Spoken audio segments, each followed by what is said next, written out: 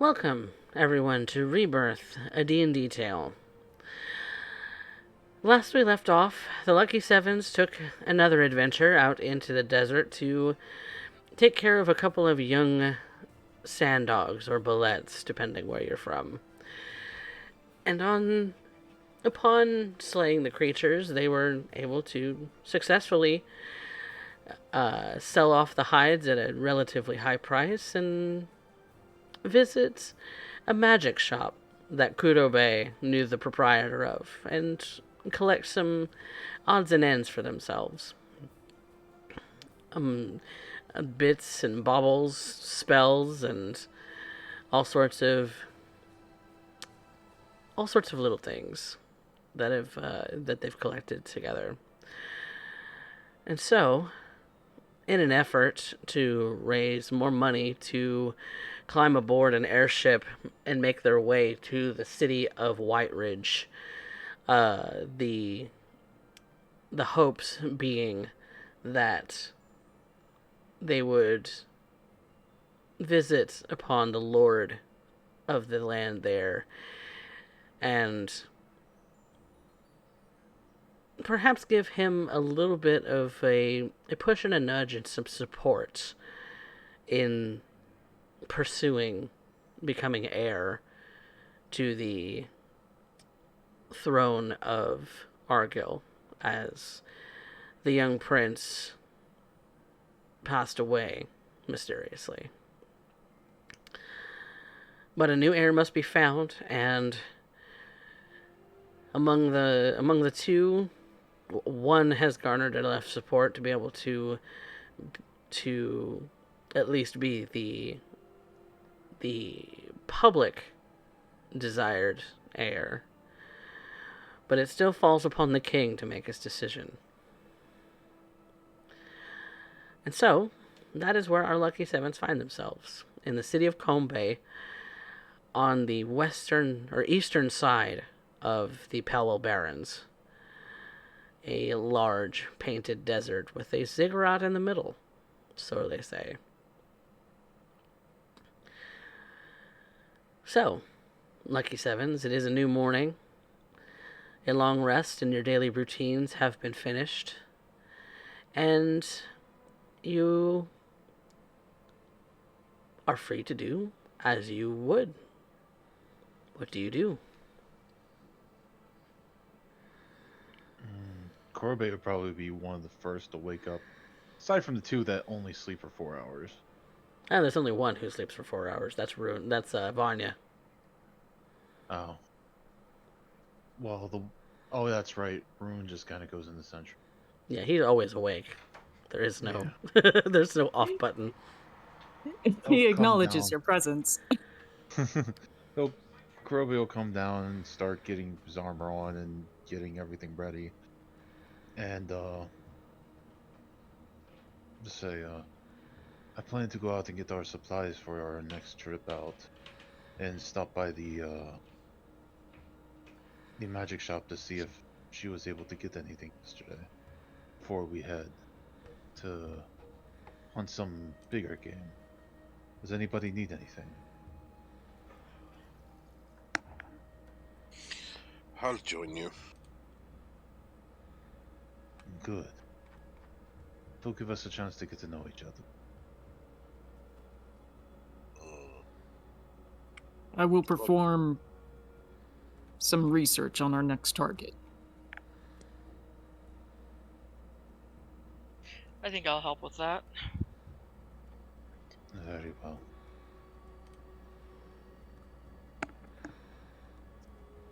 And unless anyone needs me. You're welcome to do what you wish, sir. Would you like to come with us, or do you fancy reading?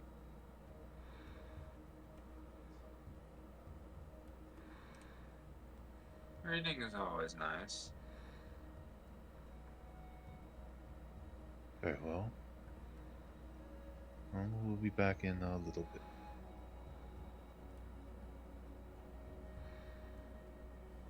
And Kurobe would start to head out. Lagan would follow.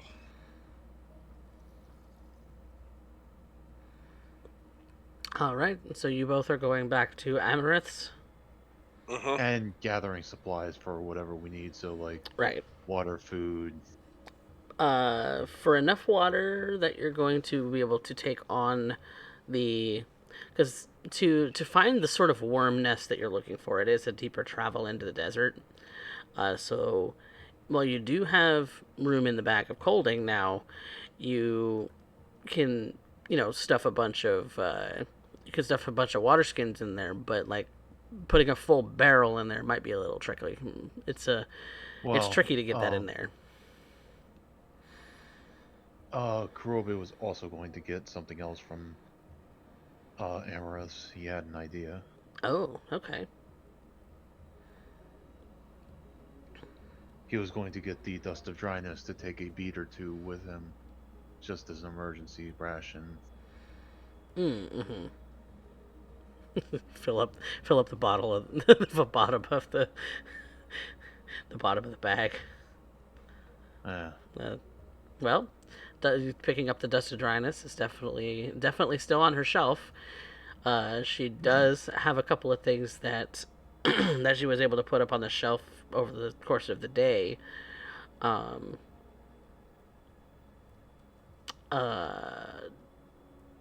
One of which being a couple of scrolls that she was able to pick up. She didn't make these herself. They were made by another magician or wizard that she knows that supplies the scrolls on a regular basis. Um,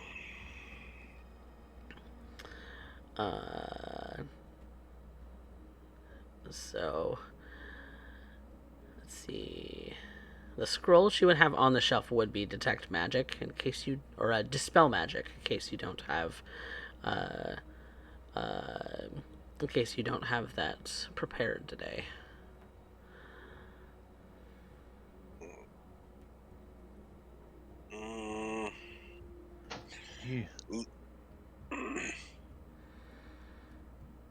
Lagan is wanting to pick up the Qual's Feather token fan. Okay, go ahead and mark that. And the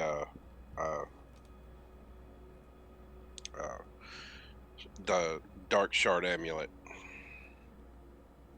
Okay, yep, and you would have both of those in your inventory now. The Dark Shard amulet. So let me actually pull up the info on that so that you have it. Alright. Oh, you already have it? Mm-hmm. Okay.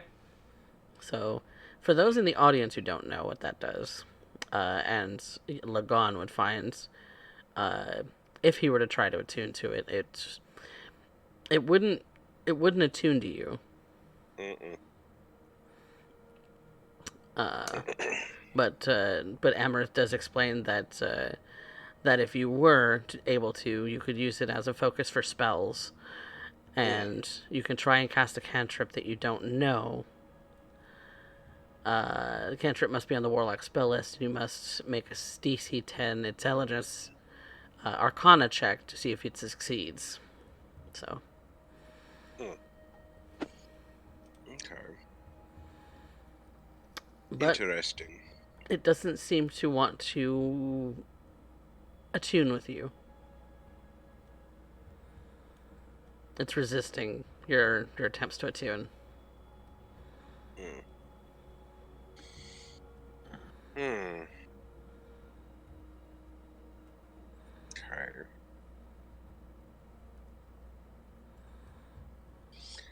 Well.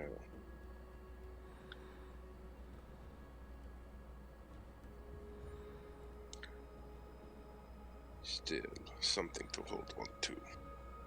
Yes, it is quite pretty. You have a good eye. It's a strange gem.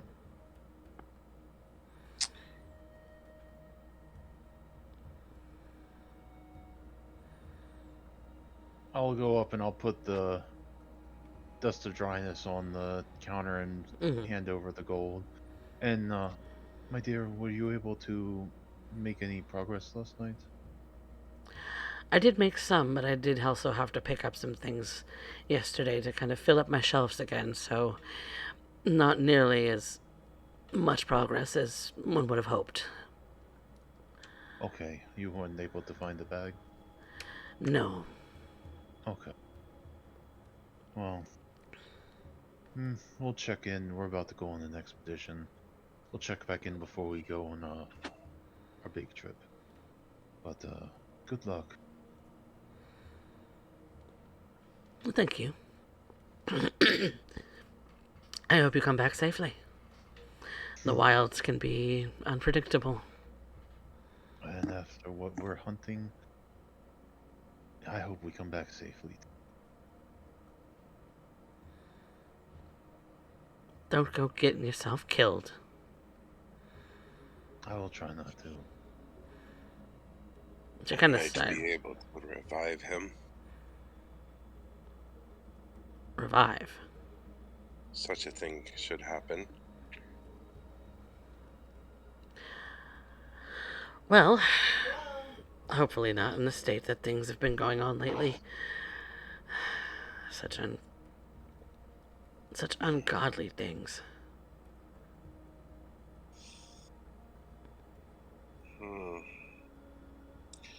Yes, very nasty things in the city. I hope it stops, whatever it is.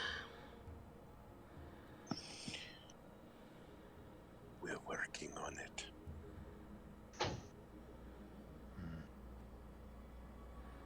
Well, good luck. You have a wonderful day. And you too. Giantkin. I never got your name. Lagan. Lagan. I was considered Father Masterson a dear friend. I've met him. Quirky, but a good man. A fellow man of the cloth, as some would say. I tend not to get along with many who are of the cloth. It tends to spark magic debates that I really find tiresome. I know nothing of these things, nor do I care.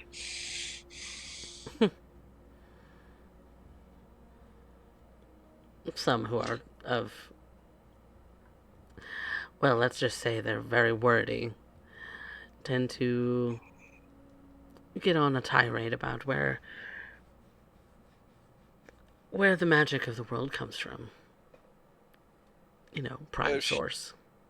If she looks closely, she will see that he is at least a follower of Melora.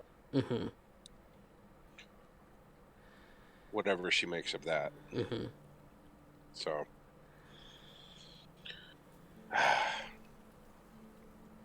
magic is magic.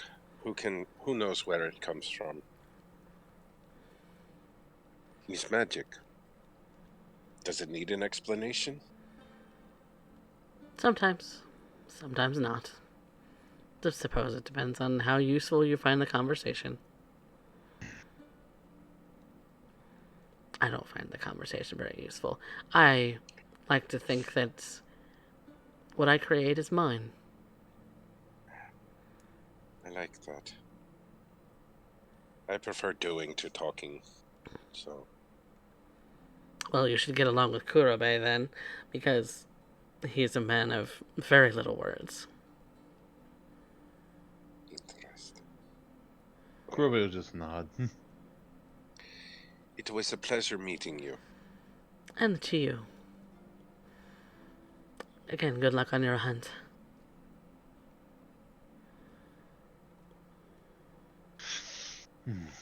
Ta-ta.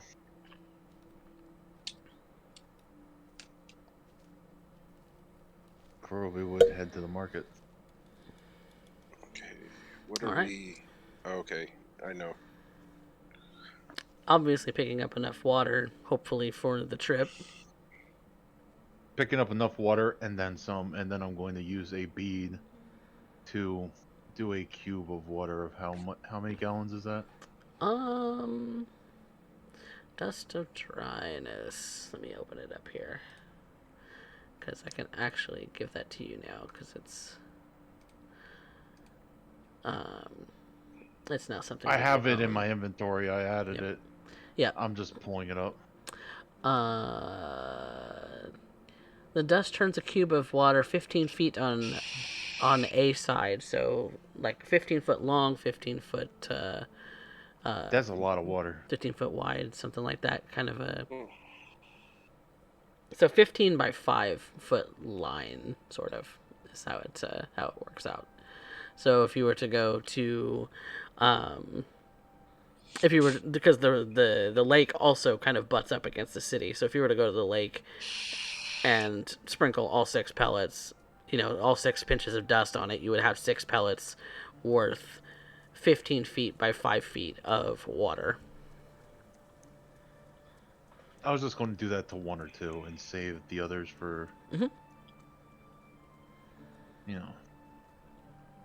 So, if you find yourself kind of stranded and you need to refill your water skins, well, you can create a trough of water which you can refill your water skins in.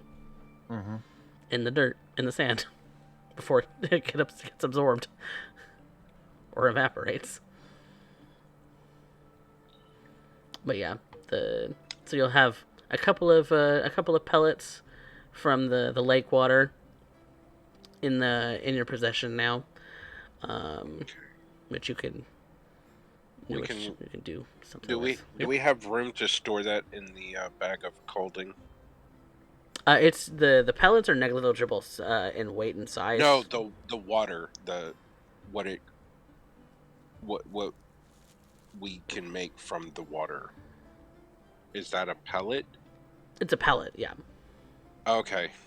Yeah, So it's like a negligible. little negligible sort of bead size that you just put back in the pouch for the dust, and I got it. can carry it at negligible size. Okay.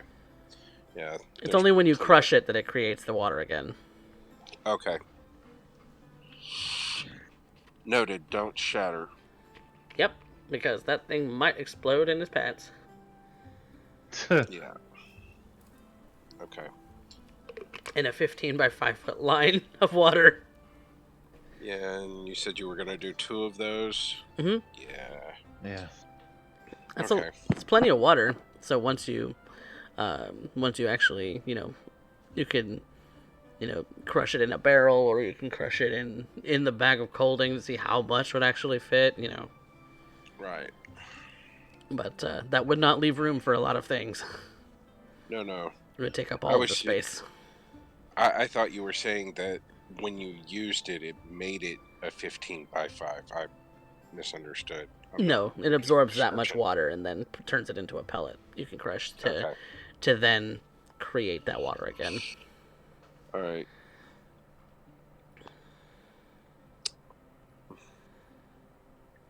Nope. You have some water on your possession in the form of crushable pellets, so that you can make the trip. I think we're going to get some water skins too. Some extra water skins, okay? Yeah. Well, we probably still have water skins. We just gotta fill them. Yeah, any water skins that you had on your person, you could fill up at the lake as well. You could even, if you wanted to, throw them in the bag of colding to make them cold. Yeah. Yeah, I would do that. So that would be a total of 5 water skins that you can throw in there. Out of each of you have 1 at least. Okay.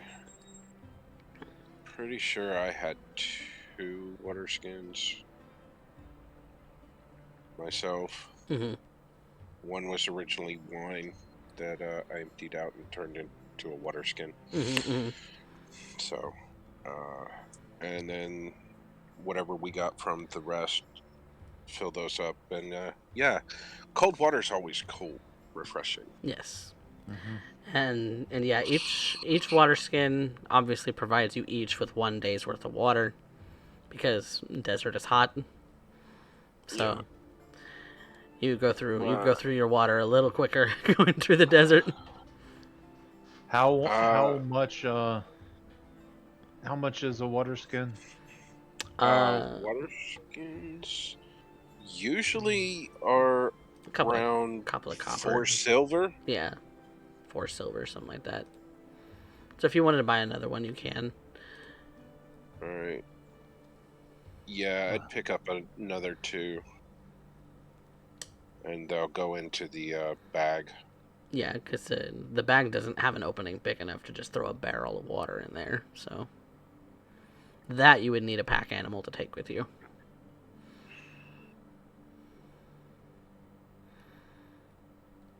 But if you're trying to avoid that, you can try and avoid that. Okay. 0.2 GP. So that's 2 silver. Yep. I will buy. How many do we have of us? I've got 4. There's 6 of us. Mm-hmm. Plus Zephyr. Plus Zephyr. So I'm just going to buy 2 gold worth, and I'll buy 10 of them, so we have enough for a couple of days. Okay. Okay.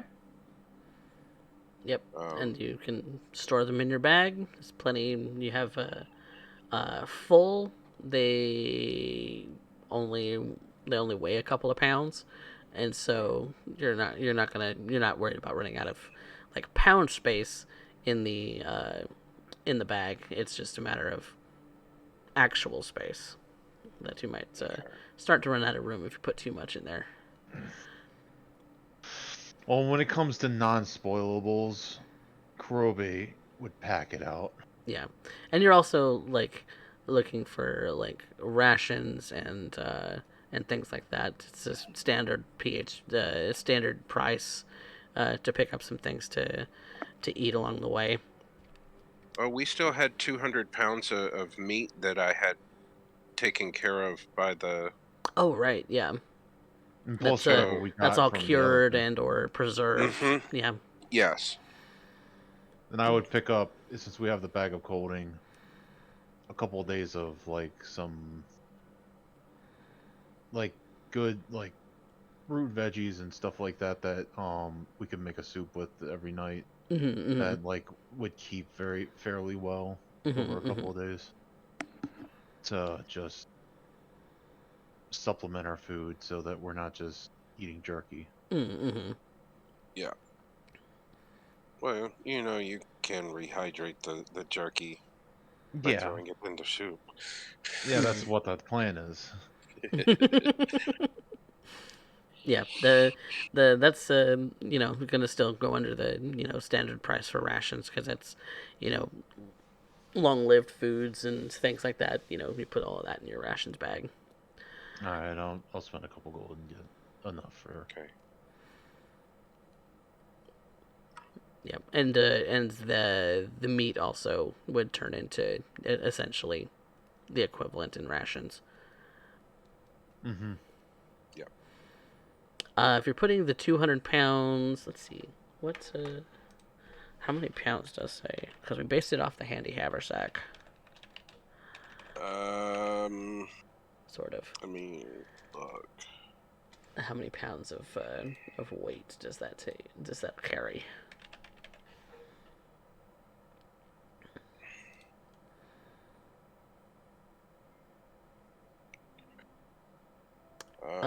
Each pocket holds 20 pounds. Mm-hmm. And then the main central pocket holds 80 pounds. So when we get back, can we just say narratively, we put it all in my meat, like, what do they call it? What is that called? Like, it's like a cool space for, like, preserved stuff, like a pantry or like a meat closet kind of a deal. Oh yeah, you have that in your home. Yeah. Yeah, that's what I'm just saying. Like, we don't need to have the 200 pounds on us. Right. We probably only need like 20 pounds. At most.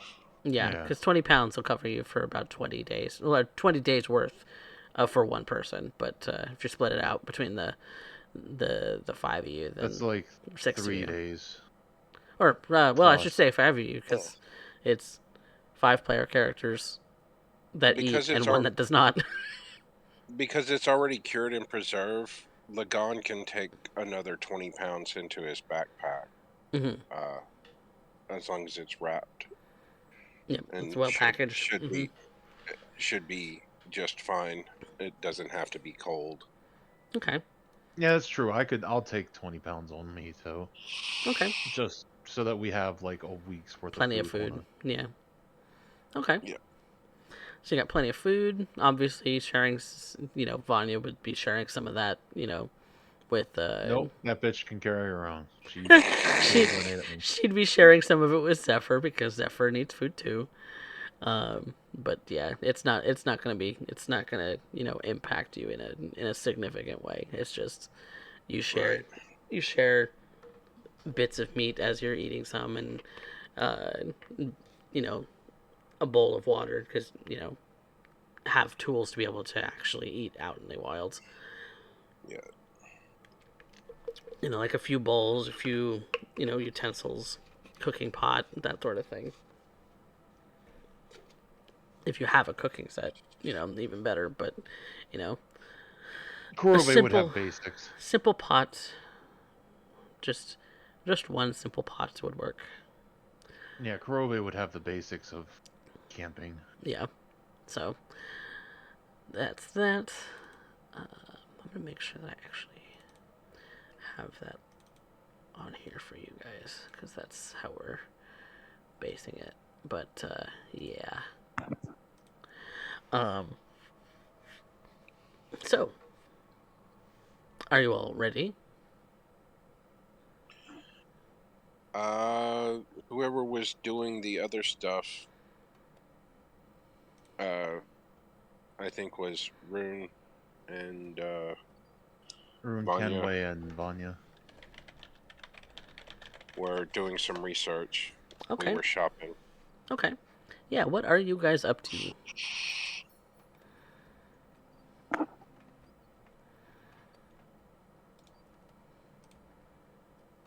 Vanya, Rune? I do believe we were looking up information on what was it, the worms? Yeah. The big giant worms that are out in the desert. They tend to nest kind of um uh they tend to nest, kind of far out into the desert, kind of more into like the sands and things like that, and instead of along the sort of trailed, the sort of like frequently walked sort of trails through the desert. They feed on anything. Um, in doing that research, to learn more about them, you can give me a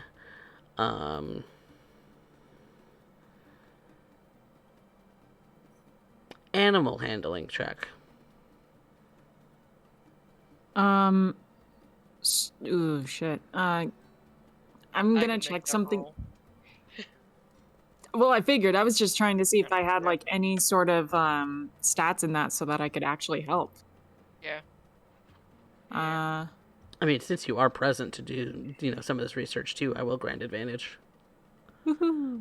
I have 0 on animal handling. But I got 3 on nature. But you're looking at books. You can look We're at looking books. at books. You know how to look at books. Oh yeah, he's really good at that. He's real good at reading. Yeah. 21. 21. Very nice, very nice. So because there does seem to be, in this sort of, I don't know, maybe you went to a library, or maybe you went to, an animal or a beast sort of, or you even went to the I keep forgetting. I'm stupid. The guild. The guild, yes. I'm stupid with words today. You went to the guild and actually, started chatting up some of the other monster hunters, and what you found is that these giant worms typically don't come very close to the city, but there have been known to been instances where they get dangerously close, especially since the sand dog population closer to the city has been getting bigger. Culled a little bit thanks to you all, but uh, still in the threats of bringing some danger to the city. And so with those being a food source, you know um, that they do burrow underground at a relatively fast speed, not nearly as fast as sand dogs, but very fast still. They're what they look like is just a very large sort of centipede with tiny legs that just kind of seem to swim through the sand, and um, they they would almost be mistaken for snakes, but there is this giant maw of teeth and teeth and teeth going down the throat from what people have seen, and there was enough to get most people to just nope the fuck out. But there also seems to be some kind of like acid spray that they use to sort of tenderize their prey before they actually swallow and chew them, because the teeth will rip apart the flesh as it goes down the esophagus, and the sort of acid just sort of like pools and can be sprayed sometimes on their prey. Um, it's a pretty nasty beastie. It would be considered a monstrosity in this case.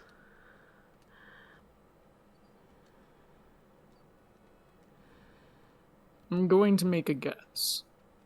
An assumption from this information. That since they're prey are sand dogs, it's possible that the sand dogs nearing civilization is a result of a predatory surge.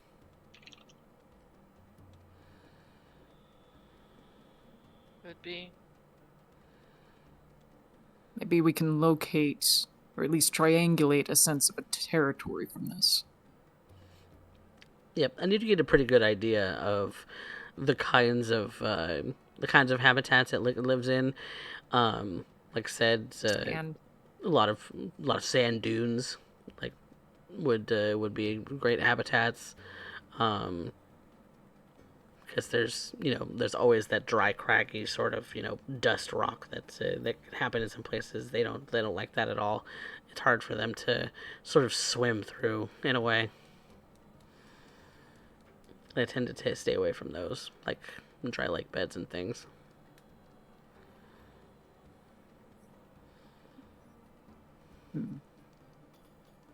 do we happen to know of any sort of way to resist acids, biological acids?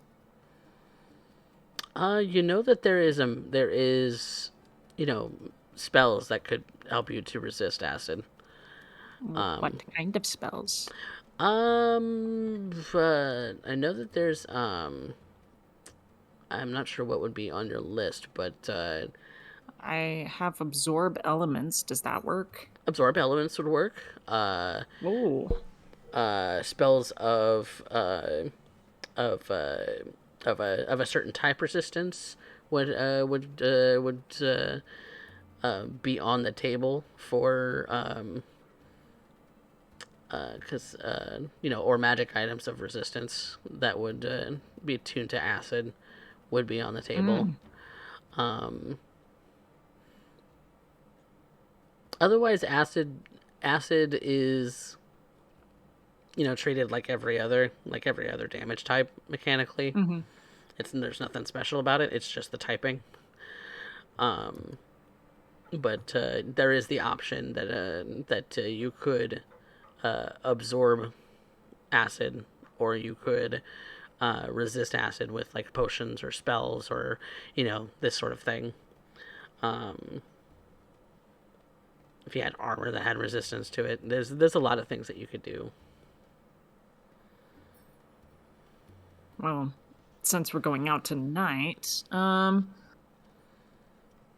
think So Rune is going to prepare absorb elements, and then next I'm gonna look over the artificer spell list and see if there is something else I can use that will be useful in this situation. Yeah, absolutely. Like if there's an artificer, I don't know if you have any of yours, special magic item types that you can make out of your, little slots that you can make.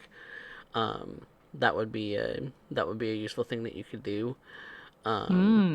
So if you have the ability to, make an item of resistance, then Oh, that's a good idea, actually. If I remember right, artificers can make I believe, any item from the common magic items okay, list per DM discretion. okay. Resistance. Let me look at spells because spells. Absorb elements is a level 1 spell. Yes. Yes. Level 1 spells are considered common, I believe. Let me see if there is a magic item for resistance in general, because that is a very good idea, and I want to take advantage of it. Yeah. Okay. Yeah, cantrips and first level spells would be common. So you could always make something like that. Resistance. Oh, armor of resistance. That is rare. Never mind. Plump. Let me check. Let me check.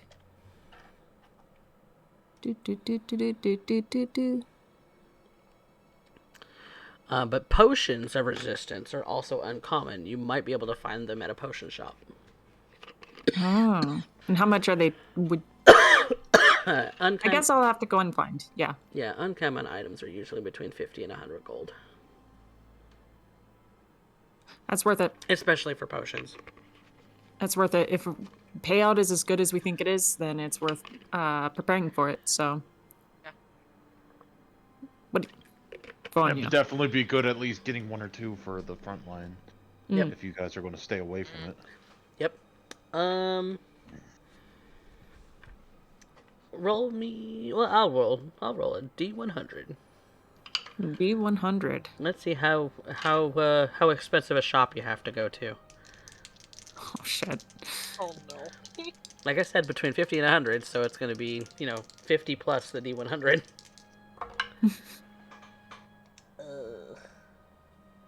Just don't roll like me. No, that was an icky roll.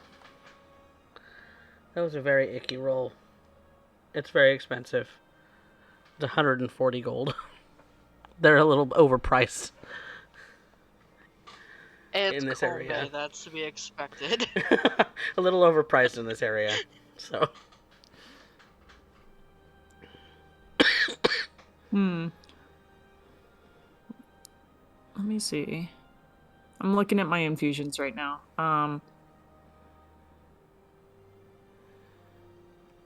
Could we make them? For... Because we have all that bullshit of potion making. Oh, yeah. Yeah, you do have some bits. Mm-hmm. Yeah. So... Hold on. With the bits, I will allow for an attempt to haggle. Whoever wants to take that attempt. Oh. To knock off some of the price. Yeah. Okay. Yeah. I think I'm gonna go for it just to see. Okay. Then make me a persuasion check. Persuasion. I'm pretty sure it's just gonna be a flat roll. Yeah. And like I said, whoever wants to lead it. That is... Rune goes into this shop and he begins speaking with what I imagine is an Aarakocra. And the Aarakocra is not convinced, I imagine, with a 12. He's willing to knock off So how many potions worth of bits did I give you? You gave us 300 gold worth. Okay. So he's willing to take some of those bits to, offset the cost. Um, so in that he's kind of going through your bits and seeing what he can use out of it.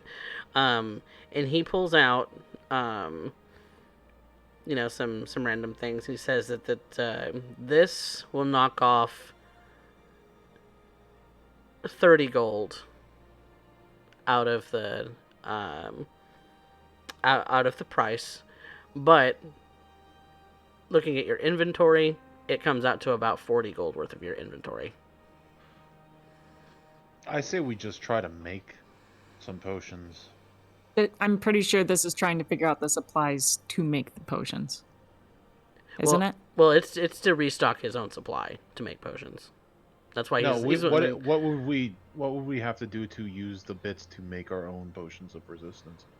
Potions of resistance are an uncommon items. Like I said, it costs between 50 and 100 gold to make them.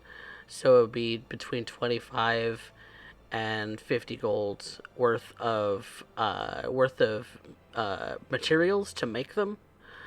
So if you wanted to do an acid one, for instance, since it is a little uncommon to find bits for acid resistance in this area, that it would cost 70 gold worth of your bits to make one potion. I say it's worth it. I say we make our potions because it's the cheapest way. Very well. However, there is the issue of time. Mm-hmm. And he has 2 ready. Well, I leave that to the party. So last time I checked, common potions usually took like 1 day. Uncommon took 3 days. Mm-hmm. And that was your ruling from literally last session. Yep. So if we wanted to make 3 of these, assuming they're uncommon potions of resistance, Mm-hmm. that would be like, what, 9 days? Would be 9 days. It'd be easier to go ahead and buy them outright then. Yep.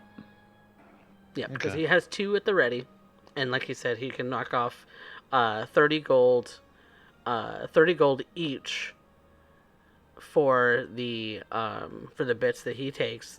The amount of gold worth of bits that he takes would be 80 gold worth, because he is looking to make a profit. So that would come out to 106. No. 80. If each one is 30, that's 60. It was 140. That would mean 80 gold in those bits. Yep, 80 gold in the bits for each one. Okay, yeah. So 160. Yeah.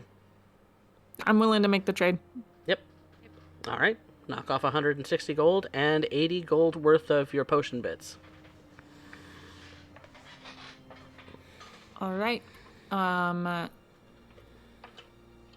gonna have to pull from party funds for that. That's what they're for. I figured.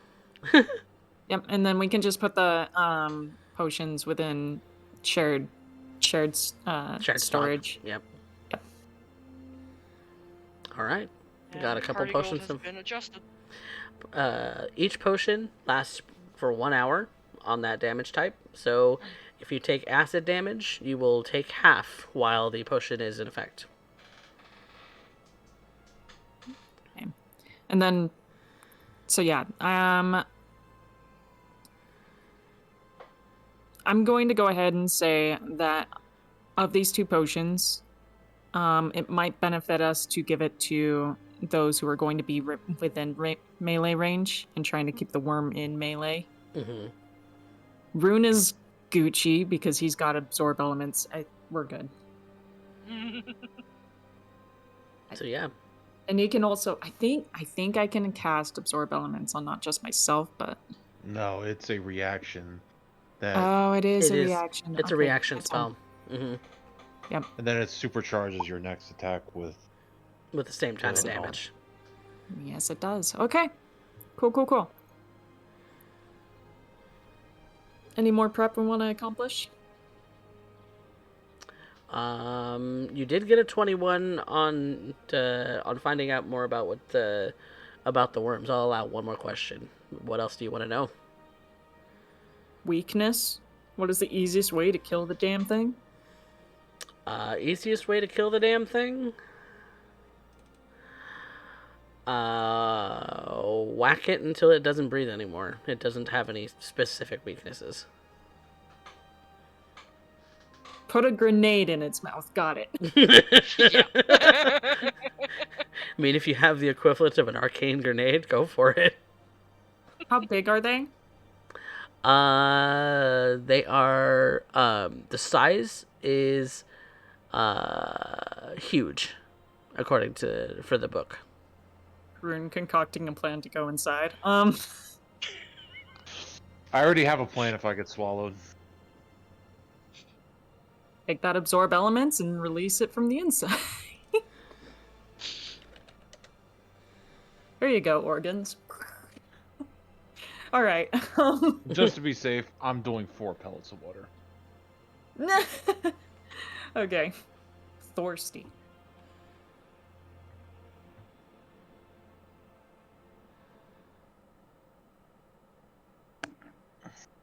Make sure that we have enough food and water, because if we get stuck out there forever, I'd rather not have to eat y'all. Forever.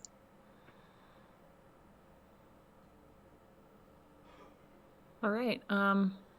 Well, I feel about as prepared as I think I can Yeah. get at the moment. Yeah. Same.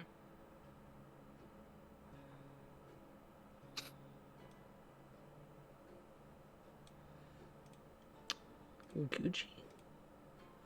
All right.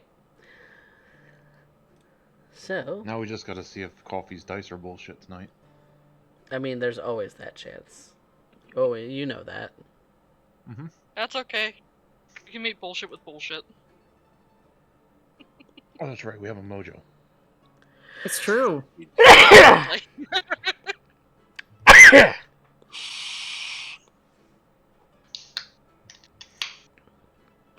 on. Checking some things here.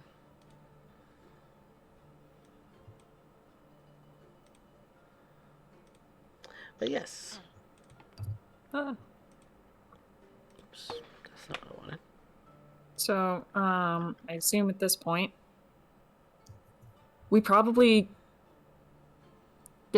pack up the rest of our things and get ready to head on out to the desert to roughly the triangulated area that Vanya and Rune were able to figure out as far as territory. All right.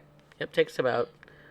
It takes several days to get out there, but nothing you all can't handle. So you do have the ability to prepare your spells at your leisure, whatever it is that you would like to prepare.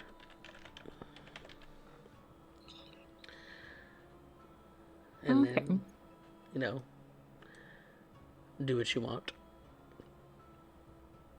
I prepare the spell cut. Like.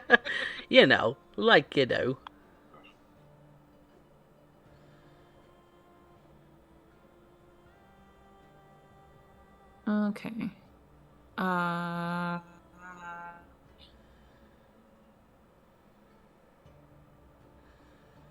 am double checking something because I needed to see about an artificer spell that is really weird. Mm. It's called catapult. You just Ooh. slingshots something Slingshot. at someone. Just slingshots it. It's like Yeah. pebbles. It's like things around pebbles you. or rocks. Yeah. It shoots like pebbles or rocks. You Or could even forks or use dinnerware, depending what's in the area. If we're fighting water elementals, you could use the uh pinch of dust of dryness to shoot it at the water elemental and do 10d6 necrotic damage to it. Use the force, Luke. Yeah, but that's if you're fighting a water or an elemental. We're not. Only against water Yeah. elementals does that do that any damage.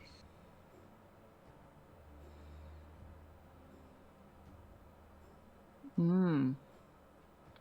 Or you could shoot those pellets at like a fire elemental, or anything that is fire.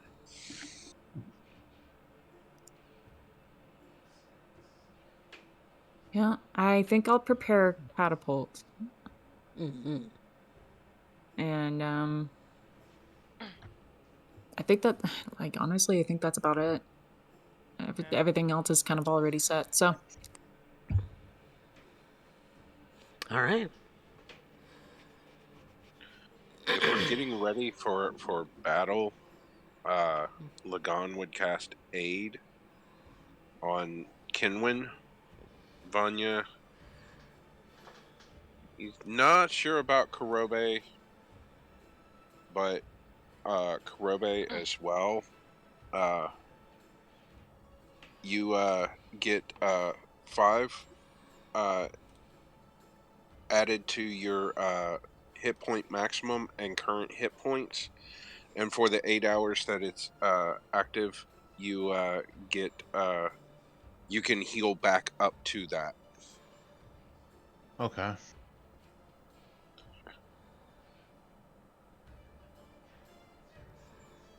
All right. Well. Anyone else preparing something before we sort of set the trap? Speaking of which, how are you baiting it out? Oh, Kurobe's the one with the traps. Mm. that Have and I we have ever- its favorite food ready. Yeah. Oh. Have I ever? Ooh, yeah. You do have a lot of meats and things on yourselves. Have I ever hunted one of these before? No. Okay. So this is new and exotic. Mm-hmm. But I figure setting up a thing of meat and then just taking a rigging it up so that I can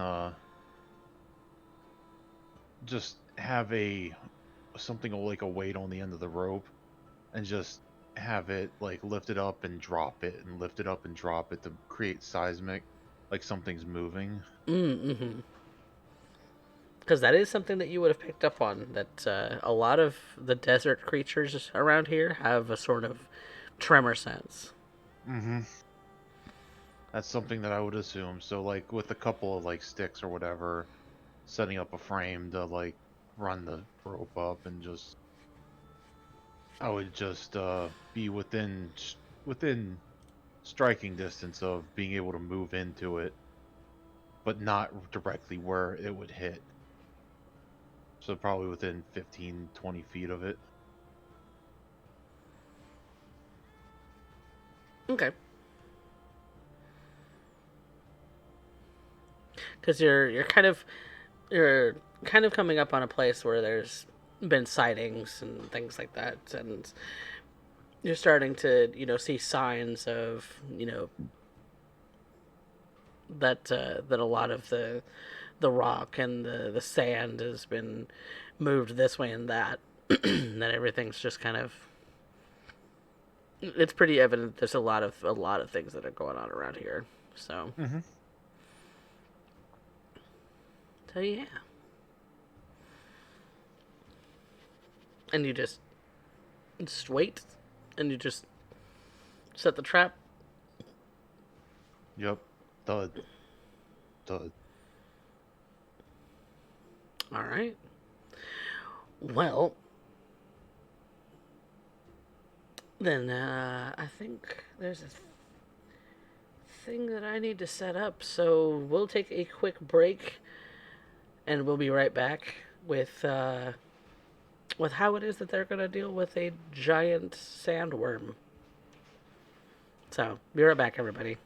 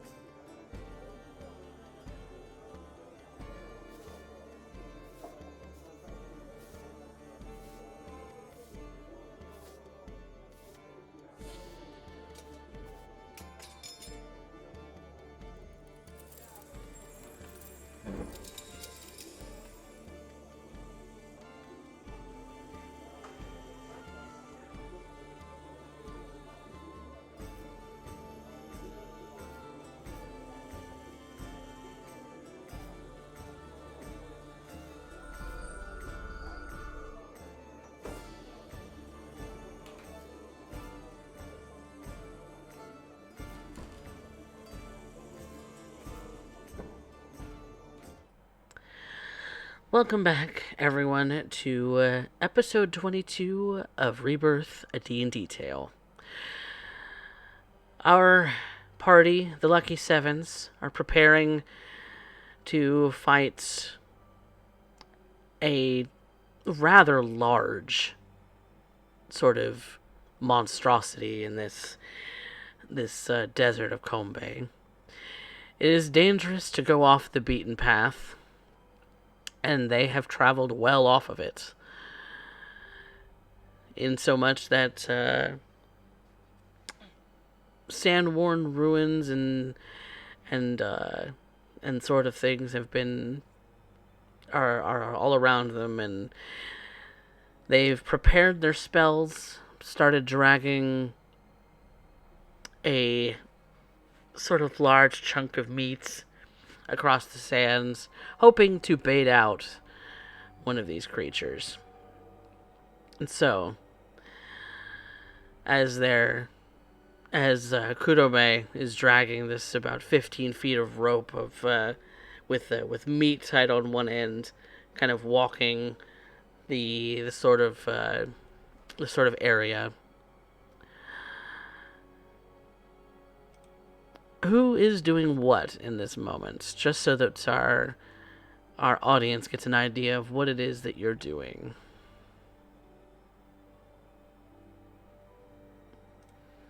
Let's start with Kinwin. Anya is okay. Kinwin, what are you doing in this moment? Have we found the worm yet? Nope, the worm has not appeared yet.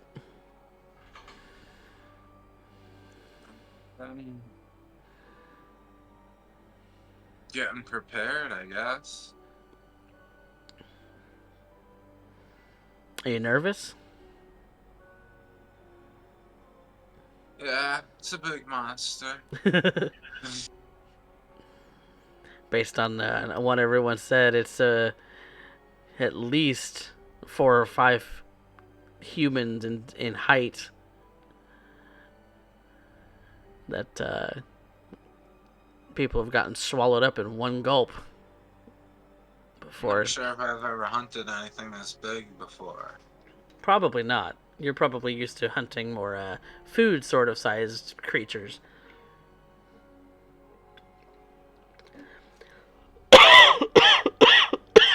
You know, rabbits Well, and this foxes. one probably does have a lot of worm meat on it. That's true.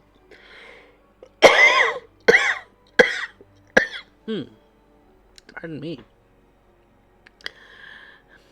Always looking on the optimism side. There's always more to be. There's always maybe some food to be gained out of it.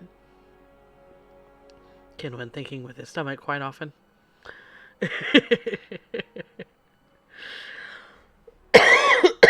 Vanya. Like hunting food instead of having to buy it. It's true, it's true. It's always expensive.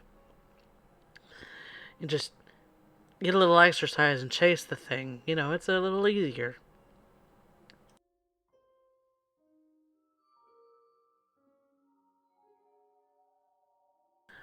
Vanya. Anya's kind of standing back with Kenwin, bow kind of held loosely in her hand as she's watching Kurobe, but the second she notices he's getting nervous, she's gonna set a hand on his shoulder like, look, you'll be fine. Leave most of the bullshit to those 3 down there. Unless you want to go charging it. You'll be fine.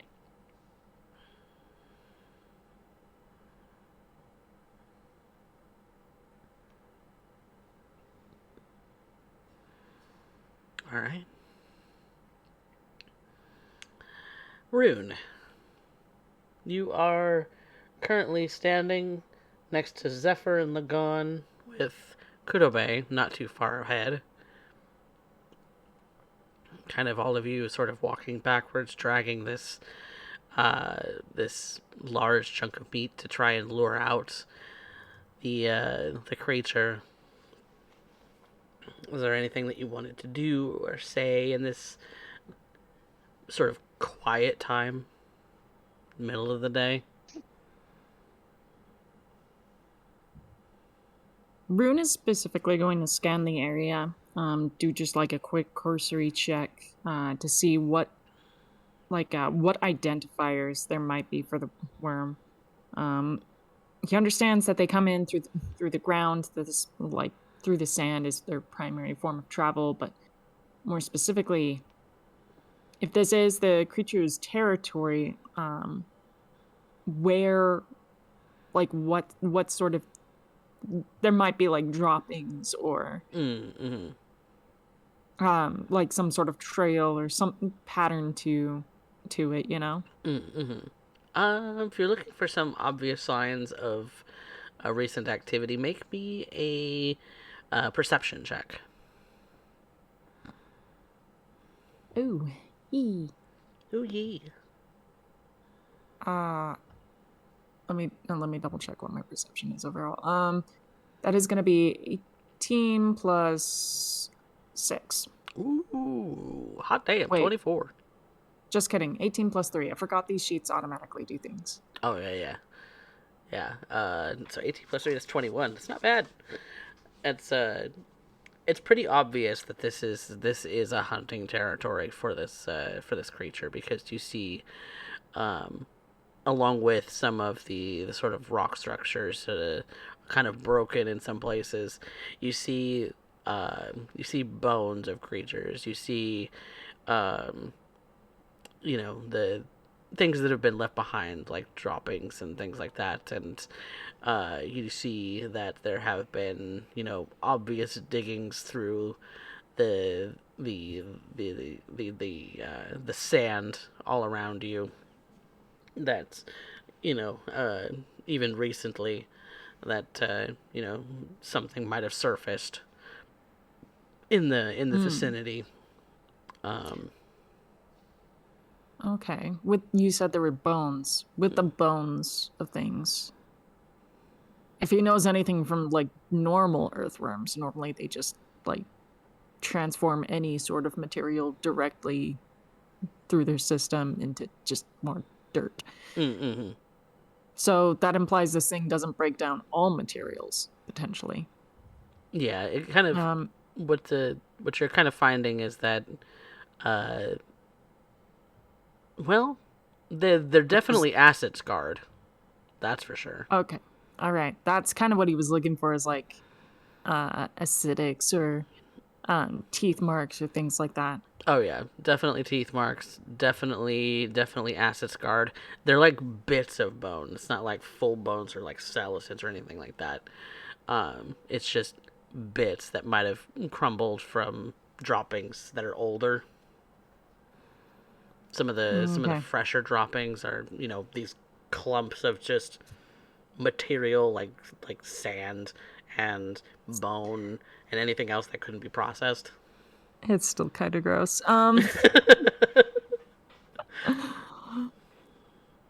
After looking at like these old like sun-dried materials, bone bits and things like that,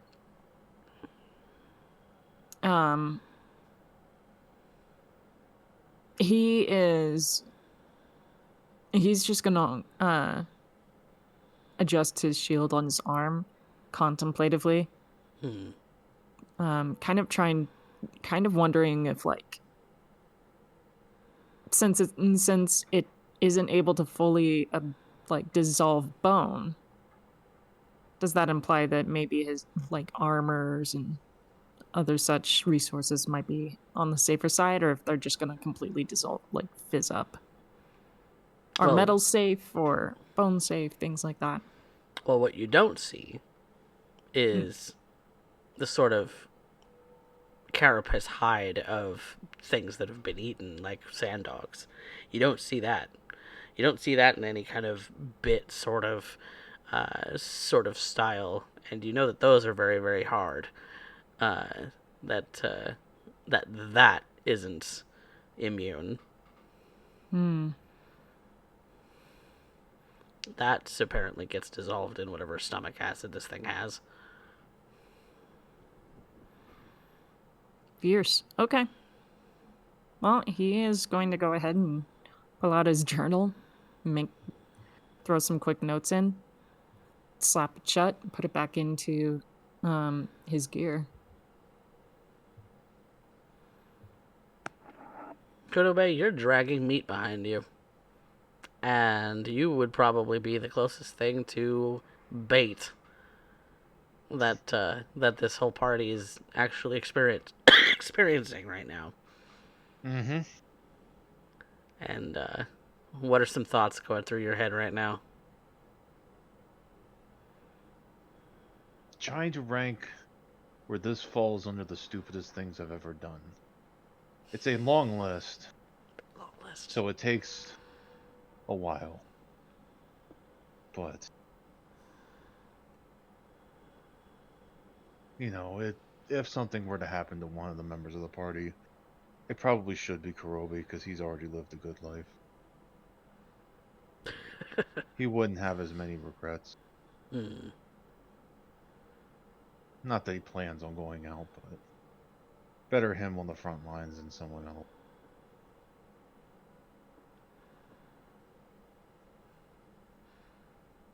But he would have his sword drawn, sticking in the sand next to him, getting ready to be able to quickly grab it and head into battle as soon as it shows up. Mm-hmm.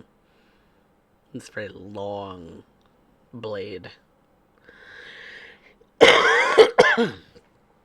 Lagan, any thoughts?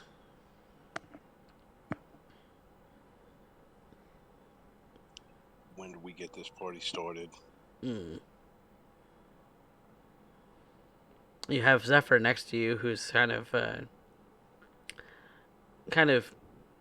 keeping himself low to the ground in anticipation. He seems nervous for a dog, for a wolf dog. He'll reach down and scratch between his ears.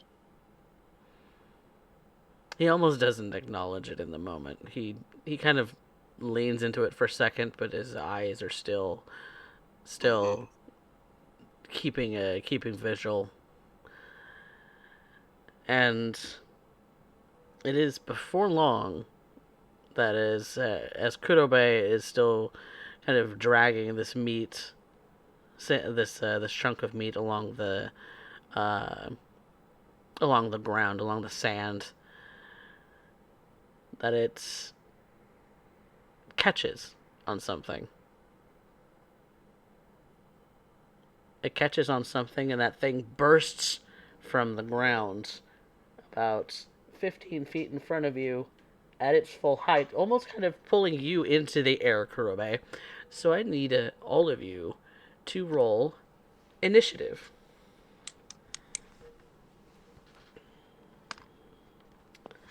We'll get this party started.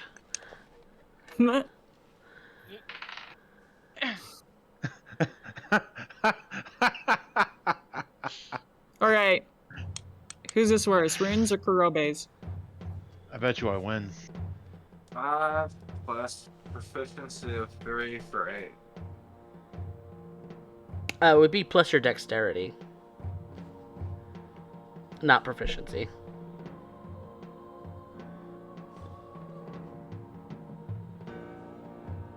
Okay, 4 then. It's 4 for you? Alright, I see. Initiative here, not proficiency. Yeah. So 4 for Kinwin. Oh, God. Rune is at an 8. Rune is 8. Vanya? Dirty 20. Dirty 20. Okay. Lagan? 14.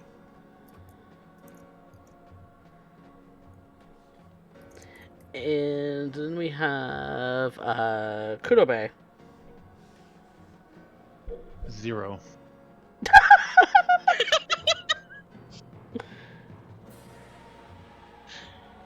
Oh, honey. Respectfully. What the fuck? Respectfully. I have a 9 in dex, and I rolled a natural 1. And natural 1 minus 1. That's a 0. He's at the bottom of the list. Oh no. Well. So is our worm friend. We basically just see Kurobe go flipping into the air. Kurobe is definitely flipping into the air at the moment with this worm, because they kind of essentially are going on the same turn. So at the 20, top of the round, would be Vanya. Alright. We're gonna shoot a couple arrows at it. Okay. Now's the time to use your grenade. Because I'm not standing there. Pew pew. Hold on. Would he be considered within 5 feet of it? Yes, he would. Okay. Because That's the gonna be rope a is no. hanging down, and he's kind of on the end of it. How big is this thing? Oh, Could this. she technically hit part of it that is not within 5 feet of me? You are technically in a space within 5 feet of it. Oh, okay. I was trying to do some bullshittery, but That's Where you a would land would 23 be. for the first one. Okay, 23 hits. Okay. That is 6 points of damage. Okay. Second one, 23 to hit, Okay, that'll hit. and that's 6 points of damage. Okay.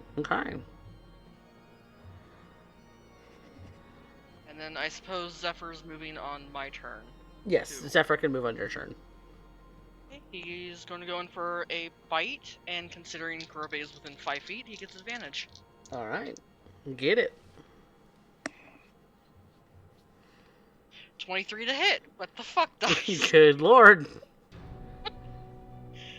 Alright, that's going to be 11 points of damage. Alright. And he needs to make a strength saving throw. Strength save. Is there a size restriction? Because he is 2 sizes bigger than you.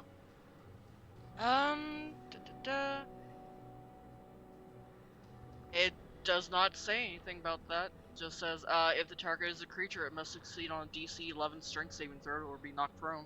Oh. So no size. No size is it. That's an 18 plus stump stuff. Plus 8. Plus, that's a 27. Yeah, he saves. you Yeah. basically got to roll a natural 1 to fall prone. Oh, And that would be yeah. hilarious. I mean, he did that last time to be let, so. Mm-hmm. Yeah. Alright. And that'll be it. Lagon. Lagon's gonna cast Shatter. Shatter. Alright. Really? What is Yep. the saving throw, my friend? It is 15, and I'm going to place it so that 10 foot is not covering Kurobe. Okay, so Oh, just, thank God. just like right behind it so you don't get Zephyr Yeah. and Kurobe? Okay. Yeah, I'm trying to specifically avoid Zephyr and Kurobe. Okay, perfect. And that's a Constitution save. Constitution save. Got you. That's 21. He's still safe, but he's still going to take Take half. thunder damage. Yep. Yeah. Yeah. That's still. Let's see. 3d8.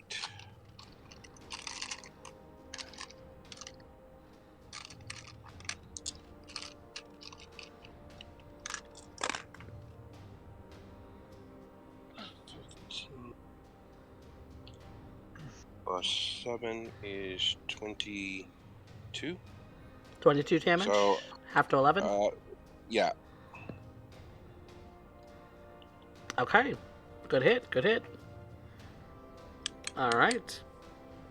Anything for a bonus action? You know what? Yeah. No, I can't do that at At this this current time? level. Okay. No. Okay. Then that would bring us to Rune. What do?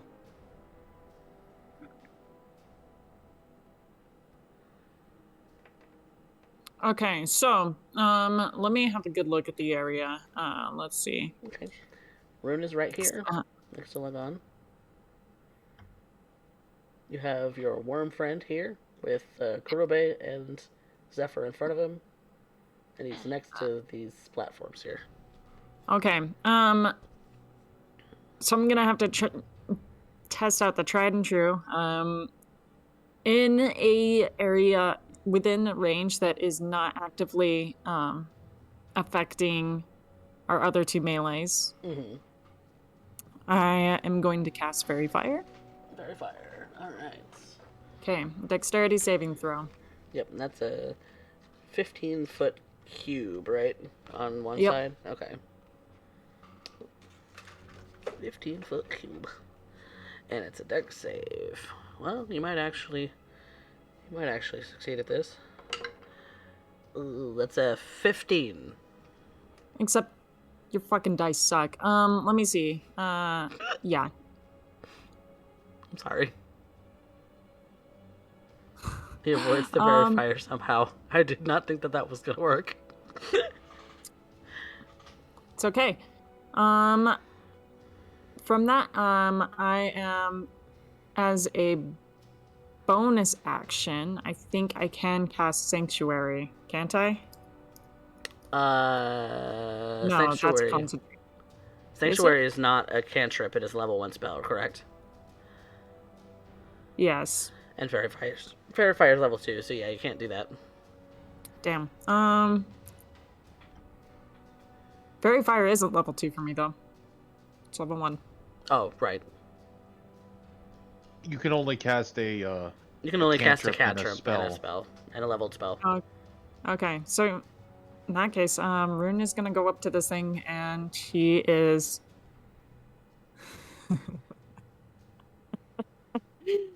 He's gonna. I just realized something I still have in my inventory because I didn't do anything with it. He's gonna go up to this thing. He's gonna draw out his lightsaber. That's about all you can do for that turn. Yep. Okay. But- Does it make whoosh noises? He's in melee range now. Moose. Alright. Kinwin, you are up here, my friend. What do? You're up here on the bridge. I'd like to cast Call Lightning back enough from the worm so it envelops him, but nobody else. Gets the worm, but not your friends. How big is the space on that? Is it 10 foot? Or is it 60 feet. Well, that's the whole range of the space that the lightning will come from. But as far as the lightning strike, is it a single target, or is it a Anyone space? in the area. Yeah. So it's a single target within the area. Oh wait. Each creature within 5 feet of the single target in the area.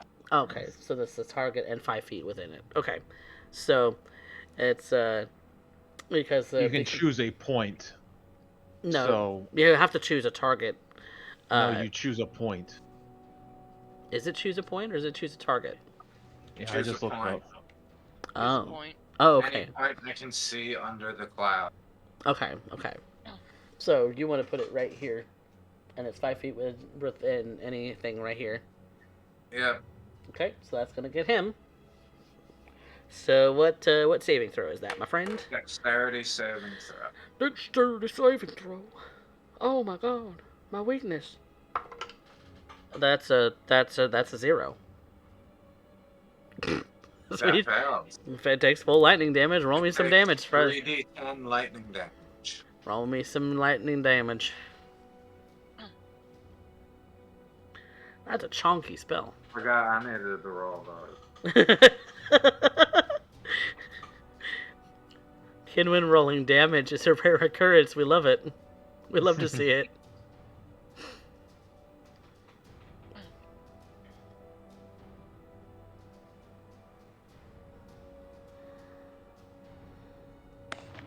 What is Channel Divinity? Is it an action or? Yes. Unless the perk from the Channel Divinity states otherwise, usually it's an action to do. In some cases, it's a reaction. Just depends on which channel divinity perk you're talking about. Destructive 24 wrath. lightning damage. 24 lightning damage. Ooh, chunky. Destructive wrath. Destructive wrath. That would not be in my compendium. That would be something that we'd have to look up. I'll look it up real quick for you, Yeah. Cuff. It doesn't tell me if it's an action or what. It just says special. Give me a second. You're a Tempest cleric? Yeah. Mm-hmm.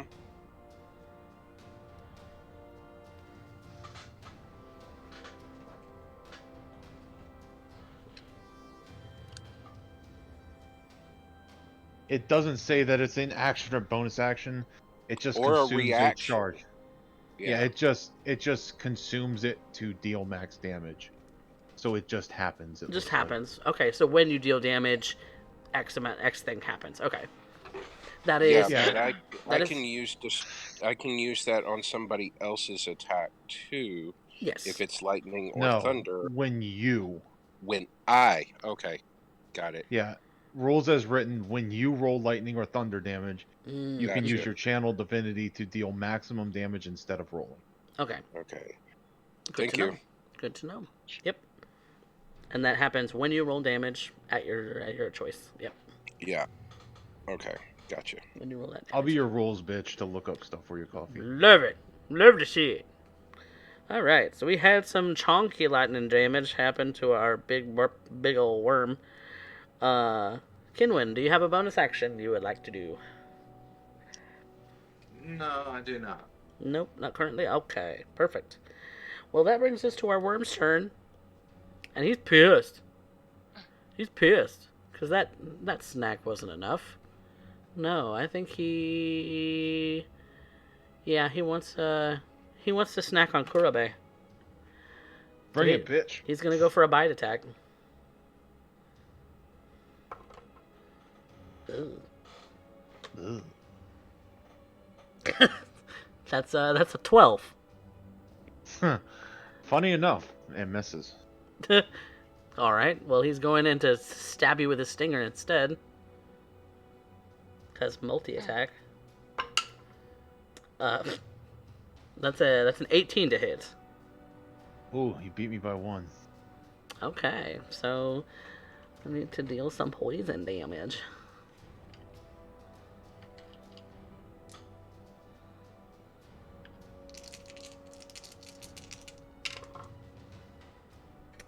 That is going to be 13 points of piercing damage. I don't want it. And 8 points of poison damage. So that's 21 total? Yep. That stinger is no joke.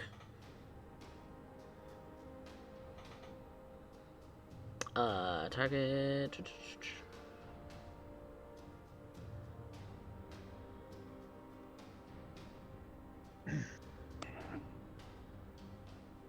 Okay. Ooh, actually, you should have rolled a Constitution save for that poison damage. Oh, okay.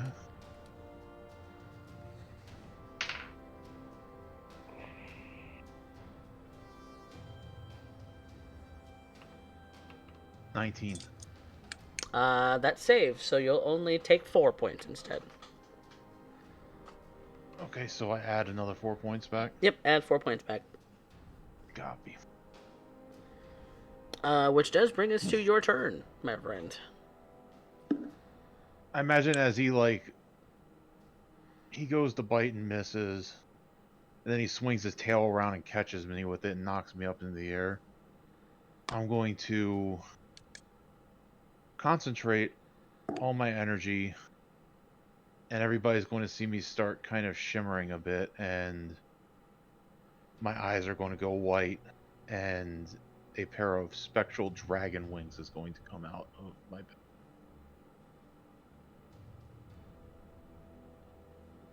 And then I'm going to fly up into his face and beat the shit out of it.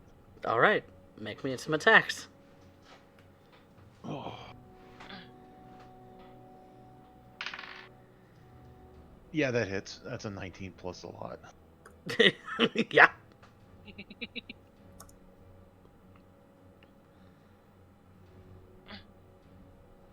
It's only a 19 plus 9.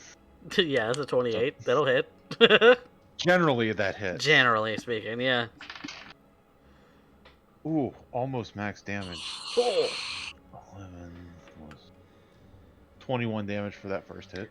Ooh, loading. No, I'm sorry, 22 damage. Okay. Attack number 2 has a 14 plus 9, so 23. 23 will hit. I get to reroll ones. That's something I didn't do last time either. I forgot I'm a great weapon master. Mm-hmm. 9.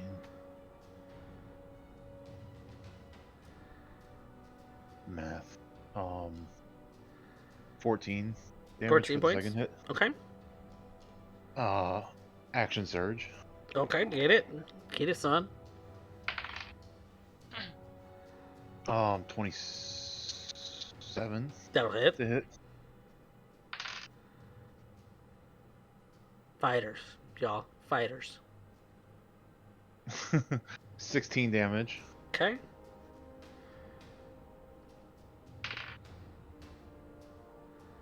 And a 23 to hit. That'll hit.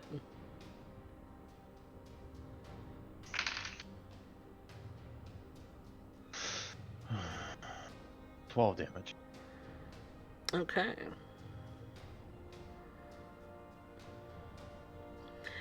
Big fucking 4 swings of this giant sword, while these black spectral wings are keeping Kurobe kind of suspended in the air at the moment.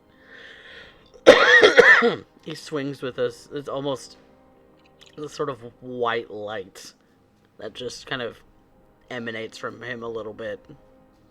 And so, yeah, he's a little bit of a glowing beacon in a very, very bright light sky. Mm-hmm. It's a little odd to see in the middle of the desert. Which brings us back to the top of the round. Vanya. Alright. She's going to fire a couple more arrows at it. Get it, girl. And this time using Hail of Thorns at a spot away from everyone else on him. Possible. Hail of Thorns is a target. Oh, it's per target, yeah. You select the target because you have to select the target for the attack roll. Okay, never mind about that then. Okay. Because, Zephyr and Rune are in the way. Zephyr, Rune, and Kurobe. Well, she Yeah, doesn't true. care about that. Only to give you shit about it. Mm-hmm. I'm still picking splinters out of my face from last time. Alright, first arrow is a dirty 20. That will hit. That's 7 points. 7, okay. And then Hail of Thorns damage. I said never mind about that one. Oh, never mind. Hail of Thorns, okay. Second arrow, 24. 24 will hit. And that's 5 points of damage. Alright. D20 loves me today. The damage dice, not so much. Mm-hmm. At least you're hitting. Mm-hmm. I'm able to stay at range today. Yep. Bonus action? None. None. Okay. Lagun. And that. We Oh, go Zephyr. to Zephyr Right. first. Yeah. He is going to go in for another bite attack. Nom nom. Let me get my other dice here. Nat 20. Ooh, get it. Get it, Zephyr. He's a good puppy. He's a good He's boy. a good puppy. He's a good Shit, this is boy. my other D4. Zephyr And gets his you own need to pound make of that meat saving tonight. throw. How about, what's that? Strength saving throw. Strength save. Oh, that's cacked. 16. That passes. And he takes 11 points of damage from that. All right, all right. Did you double? Yeah. Okay. Yeah. Good puppy. He's looking pretty hurt. All right. Lagan, what you do? So, first off, bonus action, spiritual weapon, Da-da-da. right there beside him. Right there beside him. And,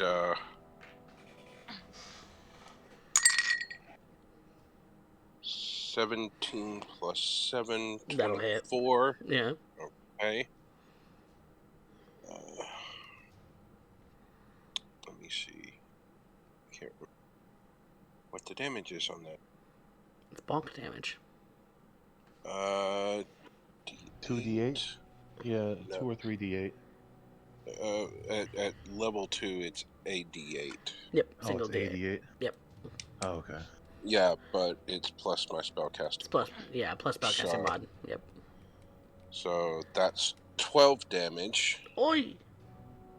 And then make a wisdom saving throw, please, because I am casting Toll the Dead. Toll the dead.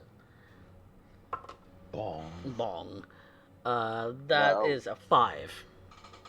Okay, that's a fail. So... D12. Yeah. Actually, 2d12. Yep, because you're casting, because you're a level 5 cleric now. Oh, yeah, it goes up at 5. I thought it goes up at higher than that. So that's going to be 22 necrotic damage. Holy yikers. 22. 12 and 10, so... Ugh. You just see this sort of necrotic ooze just start dripping from some of the wounds that you're seeing on it now. It's looking pretty hurt. Rune, what do? Well, Rune already pulled out his sword, so he is going to slice that thing up with two attacks. Get it. Would Rune Hey. have been able to flank? Or do we play with flanking in this? Got one above, two below. That's a good question. Flanking works on opposite ends of the creature. So Yeah. the reason that the Zephyr gets advantage I right know now, for Pactacus, I was just... Could one of us have moved for flanking? it's a tight space and you can't move through enemy spaces. Could I have gone up and over? Yeah. You didn't though. Okay. We'll remember that for next time. You can remember that for next time. Back to what I was doing. Mhm. 2 attacks. I'm just gonna roll the d20 twice. Yep. Okay. First is, it is just a strength modifier, right? Plus proficiency. Plus proficiency. Okay. So that is going to be Or is this 15? a charisma weapon for you? I don't remember. Oh, actually, no, Or an just int kidding. weapon. It's an int weapon, so Okay. that would be 16. 16 does not hit. Okay. And then next one is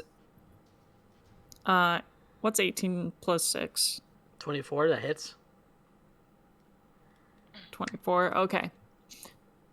All right. So, with that, friendly reminder, mark it up on your sheet. He's gonna take 1d8 thunder damage, which I can roll, but a creature hit by my light sword has disadvantage on attack rolls against targets other than me until the start of my next turn. Ooh. So, just a fair reminder, I'm drawing aggro. Drawing aggro. Get it. Okay. All right, and then nice. I got full damage on that 1d8, Nice. Nice. and that is thunder damage. Well, I might Was that still plus have your int aggro. modifier, or is that just Oh, D8? sorry. That was just the D8 flat. Am I supposed to add the int? Does it say that you do when you're using that weapon, or no? No. Okay, then it's just 8. Just 8. Yep. I might still have aggro because I'm up in its face, but you're saving my bacon with disadvantage. Mm-hmm. All right. Anything else from your rune? Does my extra attack count as bonus action? No, it just counts as part of your attack action. Oh, all right. Then here's the next question. Can I cast Sanctuary? Yes, you can. Then I'm going to go ahead and cast Sanctuary. There is no easy way to foretell this for sure. But who is the person who was in initiative right before me? You would know that Lagon. Lagon. Okay. Yeah. So then I'm gonna cast Sanctuary on Lagon because, yeah, it's warding a creature within range against attack until the spell ends. Mm-hmm. So Yep. it ends when he attacks. Yep. Cool beans. Kinwin. Get again one. Oh, actually, I'm sorry. Oh. I have a better idea. Because I'm drawing aggro, can I put Sanctuary on myself? Oh, you can, if you'd like to. Yeah. All right. I think I'll do that. All right, now it's Kinwin's turn. Yes. Okay. I'm assuming I can't keep concentration on a spell if I shapeshift, right? You can. Yep. You can. You just either got to choose to fry him with lightning or a multi-attack. Is the second iteration of Call Lightning a bonus action or an action to do? Action. It's an Action to do. so, Oh, okay. yeah. Choice to either I'll attack do as Call lightning again. Okay. Call Lightning again. That is a dexterity saving throw, which is not as great a stat. That's a 3. Get it, Kenwin. Finish him. Get it, Kenwin.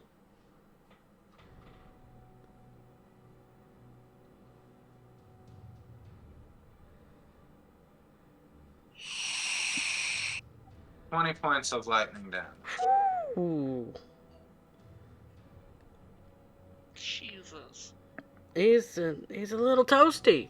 A little toasty. A little bit of that sort of ozone smell starts to fill the air. That makes it feel like he has sanitized the air in some ways.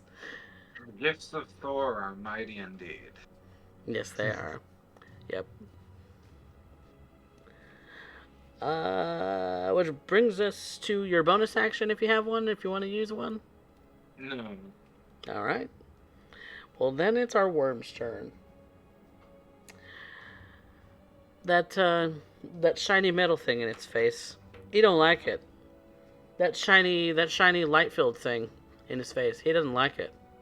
Doesn't like any of this. Don't like any of this at all. So he's gonna go biting with if he can save on a wisdom save. No. That's only for that's sanctuary against her. He just has disadvantage attacking me. No, that's what I'm doing. I'm choosing the attack by rolling this wisdom save for sanctuary. Oh, you're biting him. I thought you were biting the shining thing me. I pointed out that both of you are shiny things, then both of you he hates. Oh, okay. I mistook for who you were attacking. That was my bad. Nope. Wisdom save is a 16 plus, plus a -1, which is a 15. What does that save?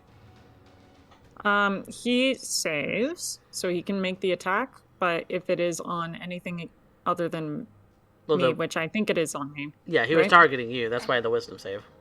Perfect. Come at me. Come at you, bro. All right. Come get me. Bite attack.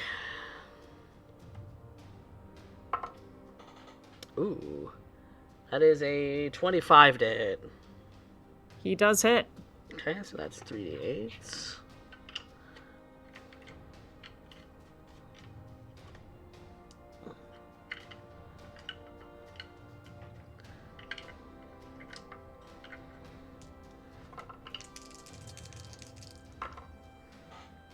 That's going to be 10 points of piercing damage, and I need you to make a dexterity saving throw. Against what? Versus 19. No, what is it for? Or be swallowed. I was really hoping he swallowed because I had a funny plan. I also have a funny plan. Hey, question. Mm-hmm. Can I choose to fail? You can. Rune's gonna let himself be swallowed. Okay. That Then doesn't seem like a good idea. then a swallowed creature is considered blinded and restrained, has total cover from attacks and other effects outside the worm, and takes 66 acid damage. What? Is that really the case? Yes. When Never does mind. it take? I don't want to do that. When Fine, does it take? At the start of the worm's Is it- turn. So Which it would wouldn't be the take the next acid turn. damage right now. It'd be next turn. Yep.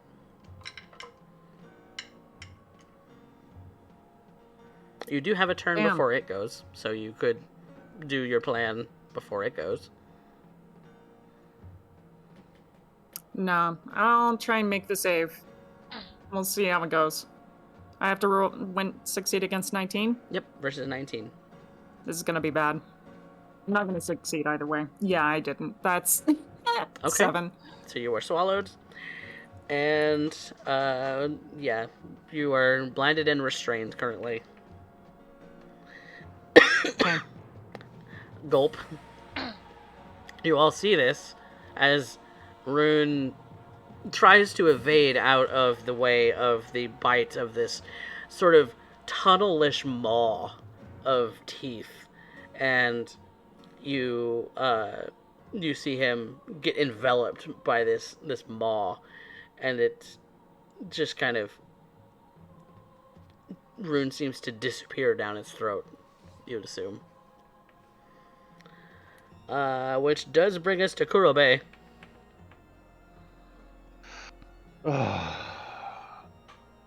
Kurobe will kind of fly circling around behind. Pop a use of fighting spirit just for the temporary hit points.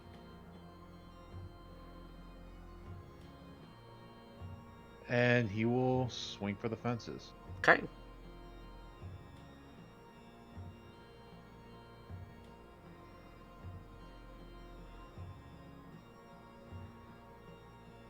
Alright, let's see. Need you to, because now I'm rolling at advantage. That's a natural 20. Oh! We take those. Alright, this one's gonna hurt. I get to reroll both of those. That is definitely a lot better.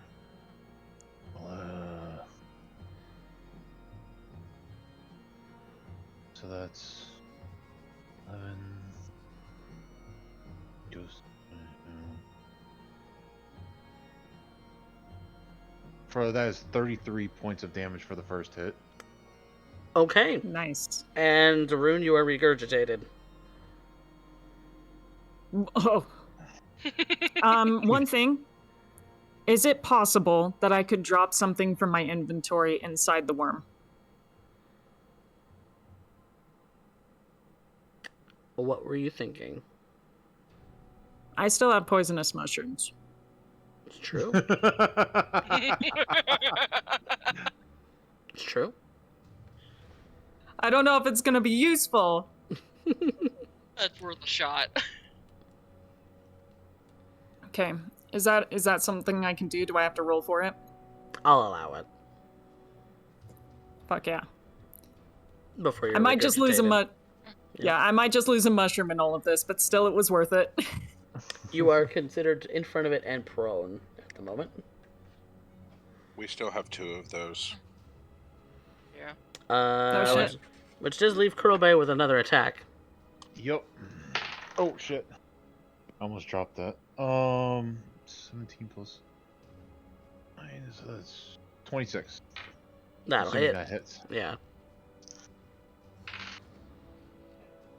10 plus 16 points of damage. Ooh. Ouch. Oh, I forgot. No. 21 points of damage. Sorry. How do you want to do this? Ooh, I forgot to add my my radiant bullshit on the last attack. So can I, like, since I'm flying up in the air, can I fall down Sephiroth style with the sword, like, plunging down and, like, stab him and continue falling to kind of just cut him from, like, down the length of him and split him open? Absolutely. Makes me a dexterity saving throw. Okay. And This is going to be funny. and Zephyr and Rune must also do so.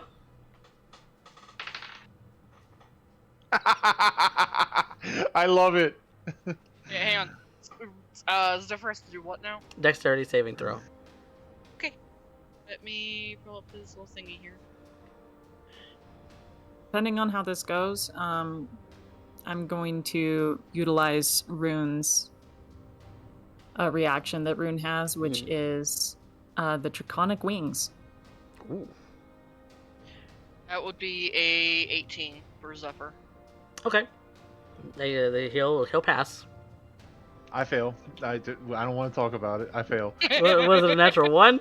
Yeah, I fail. Okay. Cool. Well, I also failed. I got like a 9. okay. So 8. here comes some acid damage because you split the thing open. Oh, I didn't think about that. I'm sorry, guys.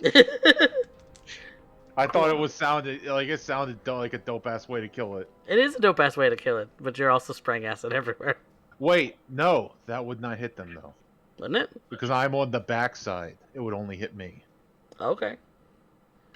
Do not shoot the xenomorph with the shotgun.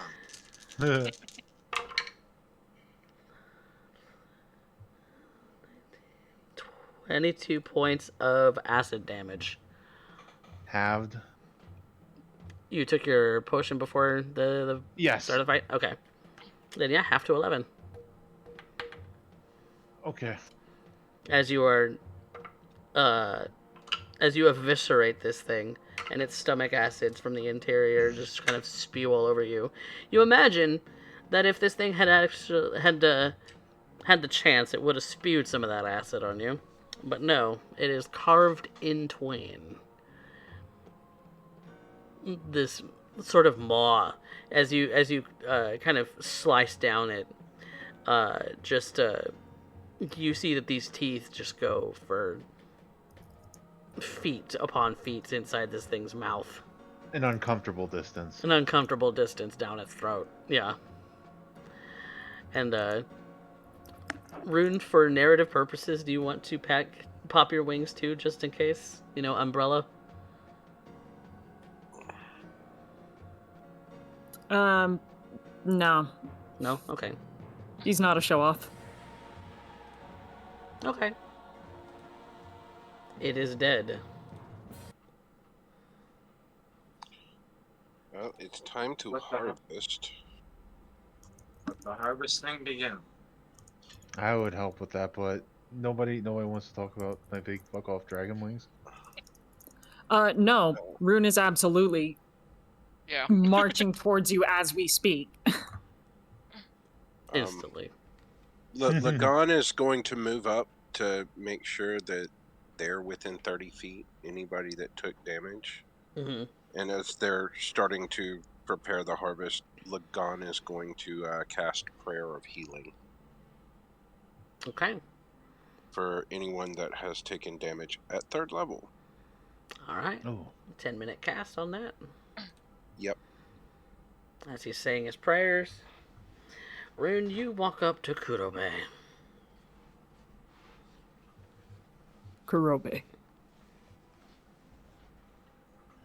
What is this apparition that comes from you? Kurobe is just going to kind of be like, doing that, like twisting back and forth and like stretching and trying to work out the kinks. Like, oh, that was a little bit more than I thought I would do.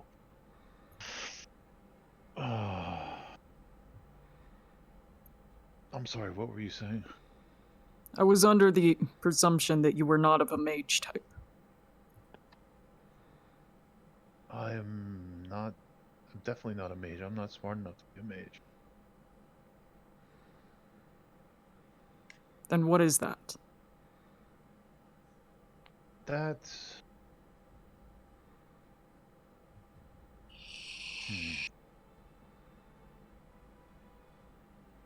That's kind of personal. Rune gets closer to you. It's personal for me too.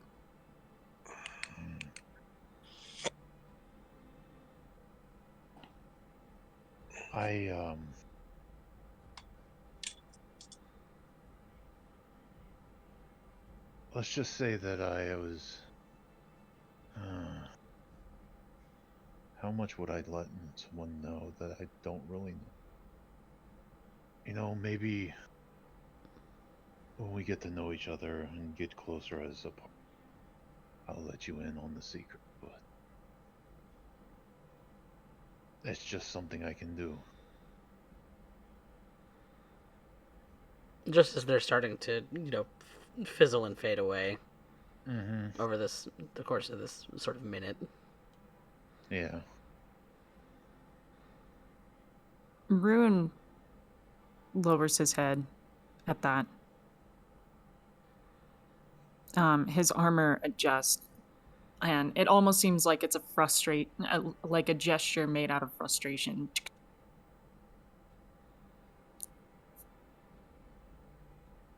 Very well. I suppose it is fine to leave it as an answer for another day. But the nature of which, the draconic nature, it is something of great interest to me. I will not press it, but know that I seek answers. Well, one day I will tell you the how and why. Or I'll tell you the how I can do it, and you can tell me the why you want to know.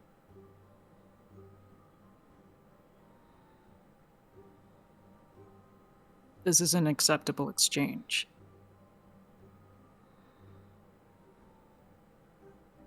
Also, just... Oh, sorry. Rune puts out his arm, and you notice there's still like some worm gunk on him. And you see his armor adjust just enough so that it actually starts to slide off. But he puts his arm out and hand to you for a handshake. Kurobe would give a firm handshake. You were a powerful warrior. My congratulations to you. Thank you. I may have more tricks now that I'm older, but you definitely should have seen me when I was in my prime. I was a lot more wild.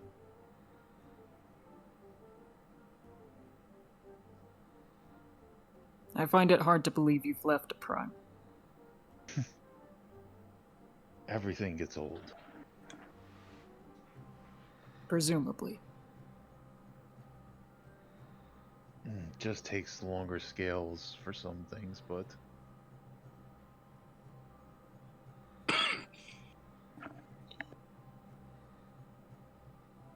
Anyways, we got work to do.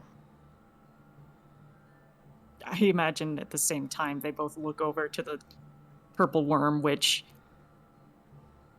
either Vanya or Lagan or Kinwin have already started like trying to chisel away at. Yeah. Definitely Zephyr. Zephyr's on top of that. Well, it's big enough for all of us to work on. Yep. Yeah. Yep. I would- Vanya was kind of waiting for Rune to finish his conversation with Kurobe. Yeah, Kurobe will just kind of clap him on the back, like, "Well, let's get to work. We've got all night to talk, but not that much daylight left."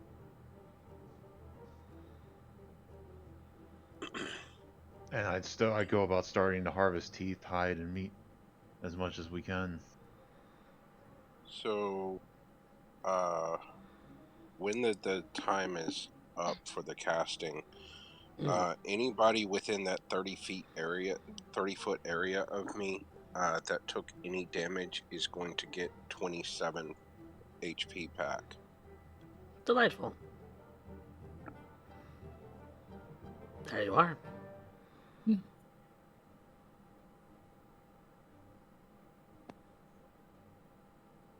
And what are we using for the harvesting?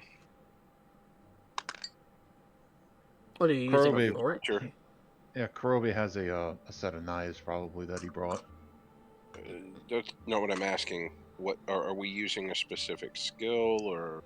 Oh, that will be, oh,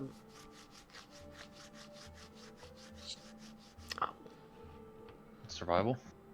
yeah, survival will work. I can helm this. I've got a good survival. Or a pretty good survival. Whoever wants to can do so at advantage, because you have the help of all of your other friends.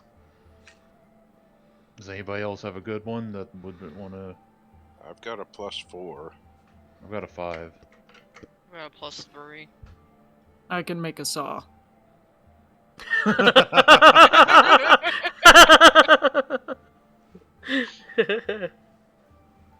That halves the time down, but we still have to roll.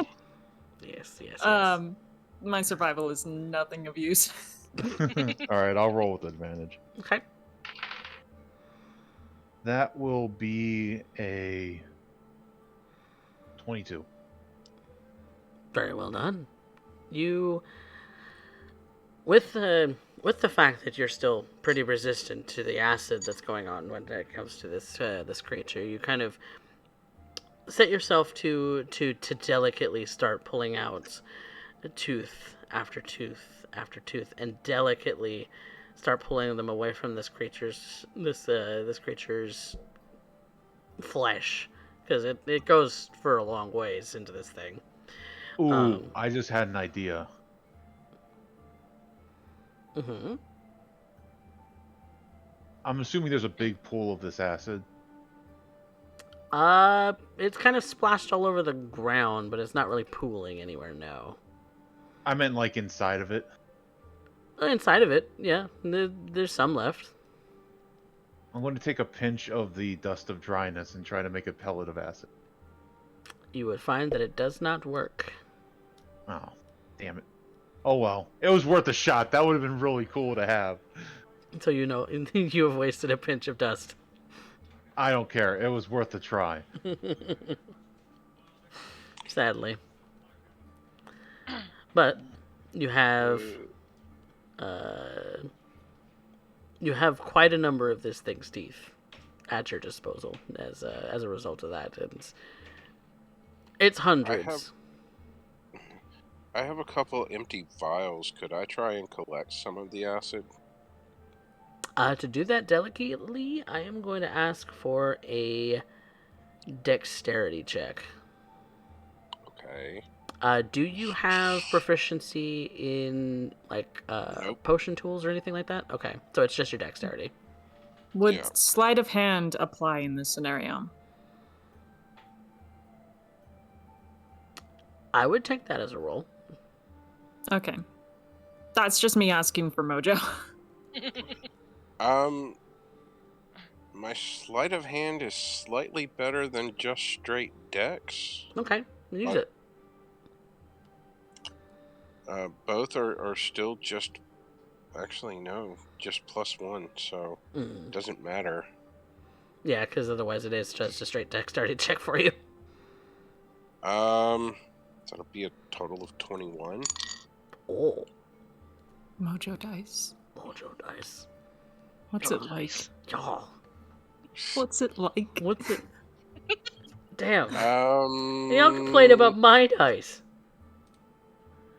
Only for Specs' spells, because Specs, they're not allowed to ever give us advantage or restrain stuff. It's true. I just have to go with the things that cause an automatic effect. I've noticed. Yeah. I'm so sorry. I'm you know. Save or suck, except it's always suck. Yeah. Coffee sad. has decided that Specs' fun is wrong and is going to decimate it. No, Specs' fun is great. It's just, I can't help this. Oh, sorry. Sure you can. Use different dice. Bro, doesn't matter what dice I use. I didn't roll any natural 20s in the fight, so one of them had to appear at some point. There. Well, there you go. but yeah, that gives you the hundreds of teeth and a vial of acid.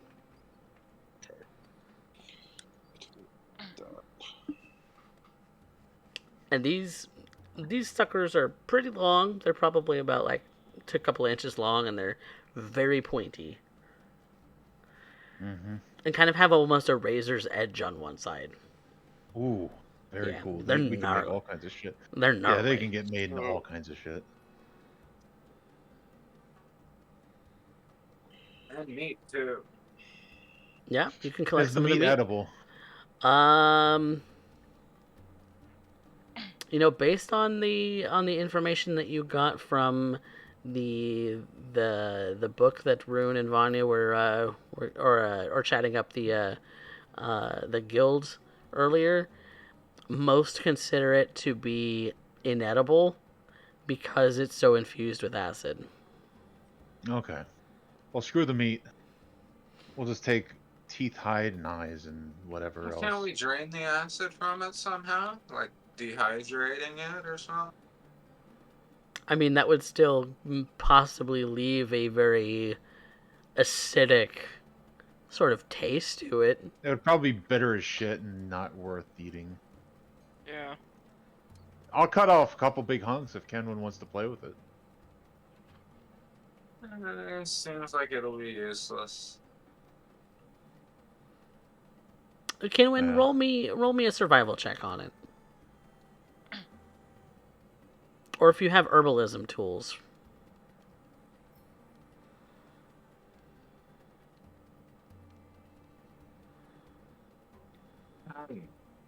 How much? 10. 10? You're fairly certain that this sort of acidity is not the edible kind, like citrus. This is... It kind of smells rank, too. It is... It would make very foul-smelling and tasting food.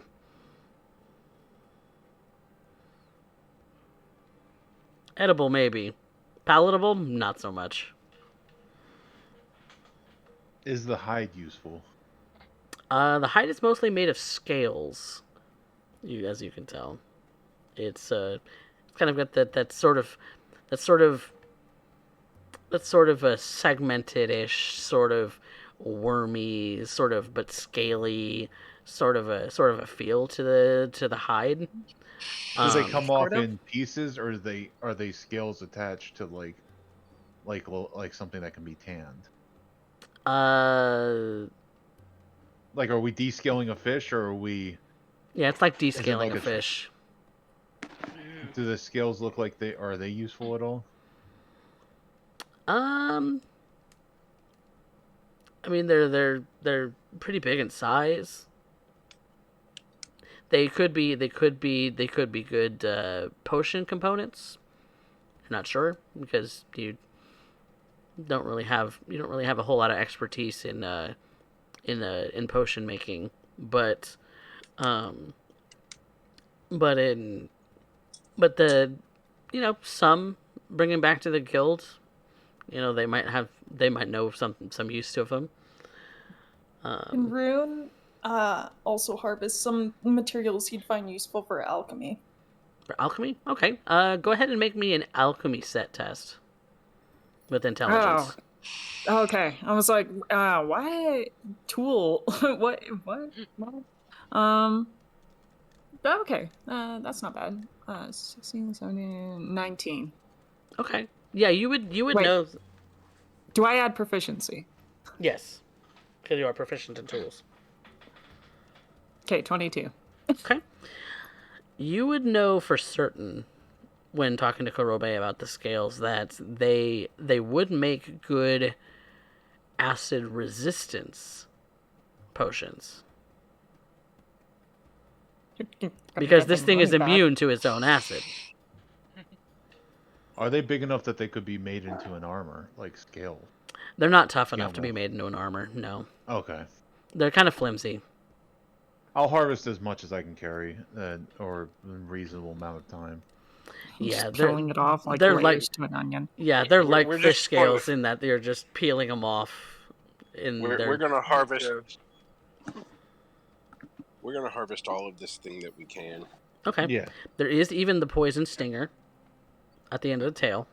I'll take that. And I'll harvest that too. Okay. Yep, that's part of your harvesting roll. Is there a poison sac in the stinger? Yes. Okay. Would that be a dexterous thing or like part of my survival roll to get that? It was part of your survival roll. Okay. Because you rolled a 21, you're pretty successful at harvesting all of the components that you're looking for. Okay, I'll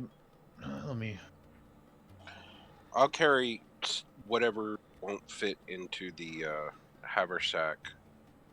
Well, I figure we put the spoilable bits in there, and then me and you can probably pack out the rest of the stuff. Yeah, that's what I'm saying. I'll carry whatever we can't fit into there and split as much of that between the two of us. The only thing that you have found that you can't collect is the sort of acid sac in its throat, because you cut it in half, and two, I bisected it. and two, it's eating through everything that you're trying to put it in anyway. So. Yeah. The only thing I put it in was a vial, because I have a couple of those empty, and I was trying to collect as much of that as I could. Yeah, the actual liquid acid you can collect, but the actual glands, not so much. So can I collect the 2 empty vials that I have? Yep. And you have 2 vials of acid. Okay. Yep. All right. Used as is, they would be a 5 foot by 5, well, a 5 foot radius, in a circle splash potion. Okay. One last thing with the sandworm scales that I was able to gather as well. Mm-hmm. Can I make a roll to see it? Like, is there a specific roll I need to make to see how many potions worth I was able to just grab? Yeah.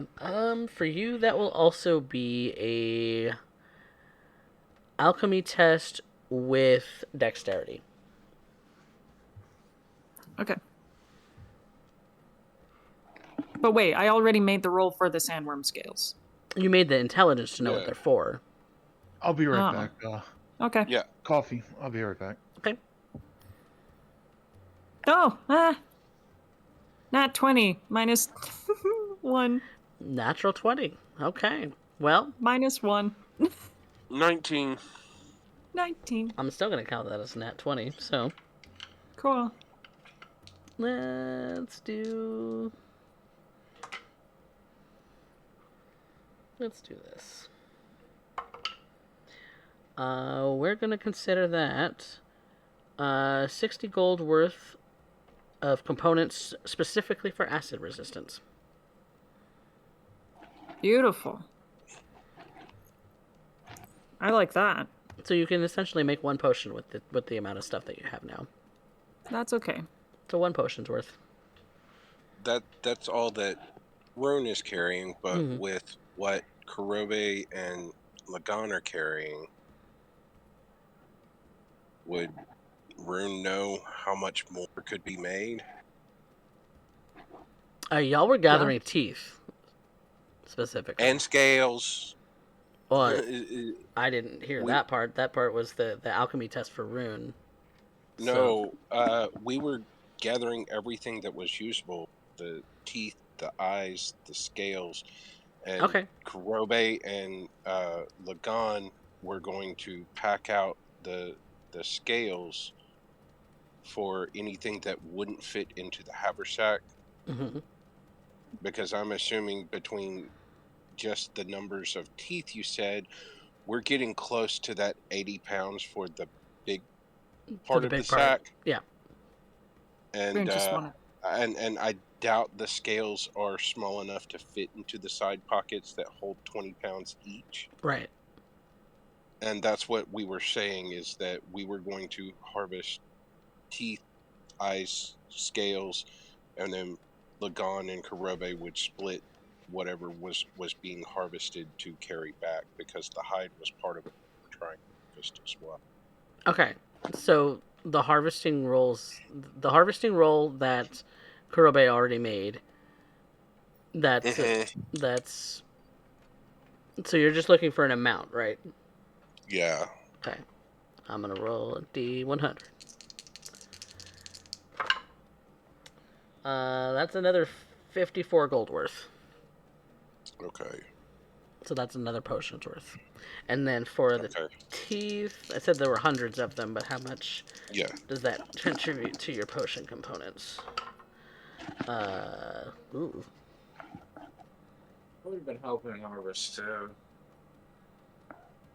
I'll say that's 101 golds worth of other components for potions, but the guild wants those. Yeah, we're taking those specifically to sell to the guild, the teeth at least. Yeah, the teeth and eyes, that makes up 101 gold. 101 gold. So far as making potions worth. What Okay. you could sell them to the guild for, you'll probably have to haggle a price. Okay. I'm back. Sorry about that. Welcome back.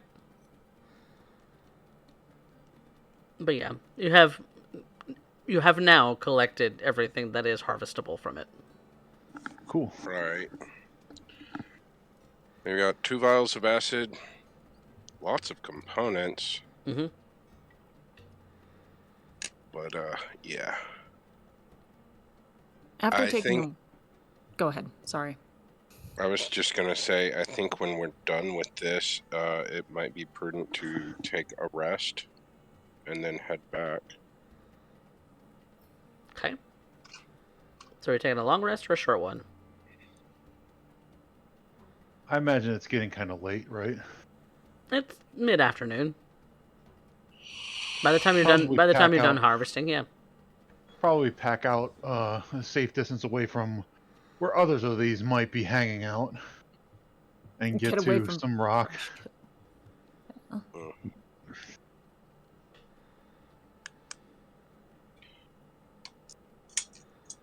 And then I would say long rest when we can. But I don't know what Rune was wanting to do. Talk to Vanya. Ooh. Yeah. Which can be done which way we're going. Mm-hmm.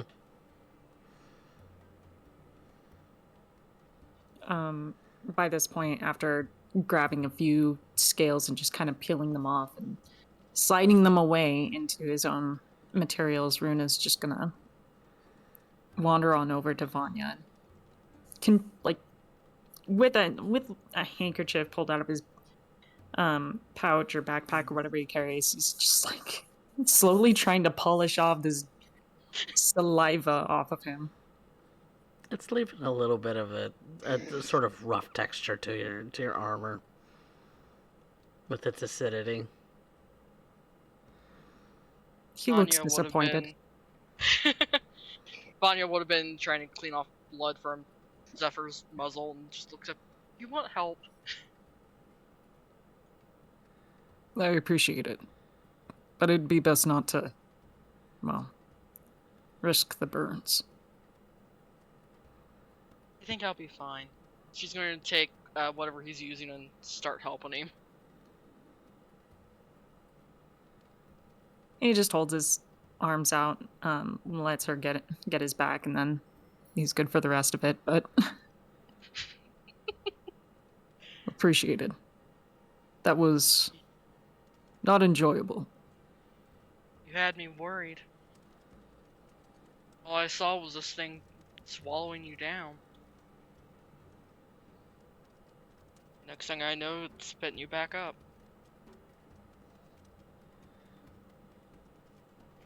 I imagine I'm not the most appetizing. I would imagine not with all that armor. It'd be like swallowing a coin. Never enjoyable.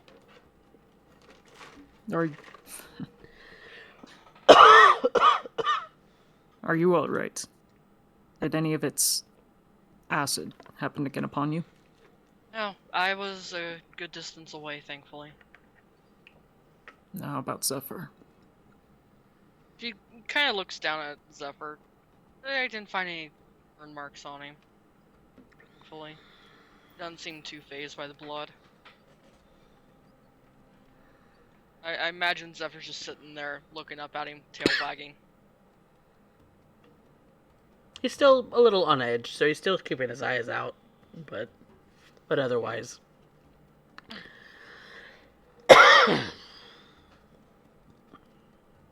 He's much hardier than most beasts. Seems he was able to put his maw upon that creature with no issues. That maw is getting bigger, too. He's already grown so much since we started out. I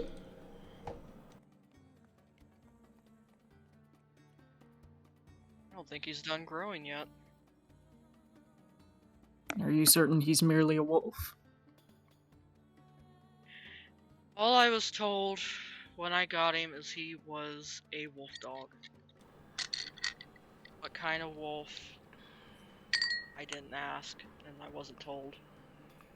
Thinking back on it, I should have asked.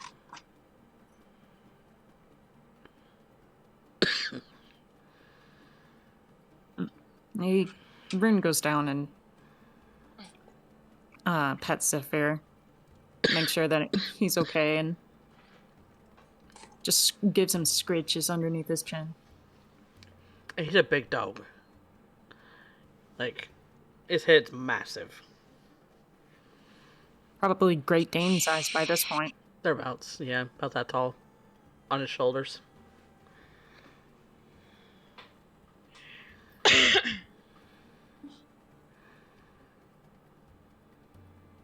You doing okay now? I'm almost remiss that I could not spend more time inside the belly of the beast to understand its inner workings, but... All you see is just Vanya just reach up to pinch her nose and shake her head. Only you. I mean, you can climb in if you want. Yeah, can we hear this?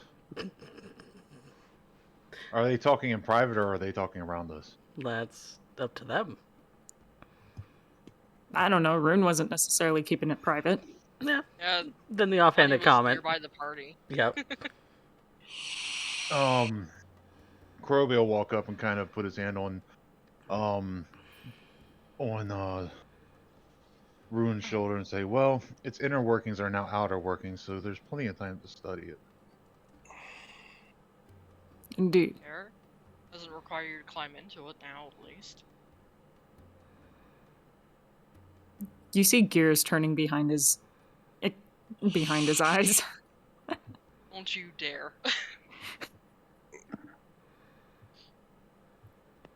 I can make a saw.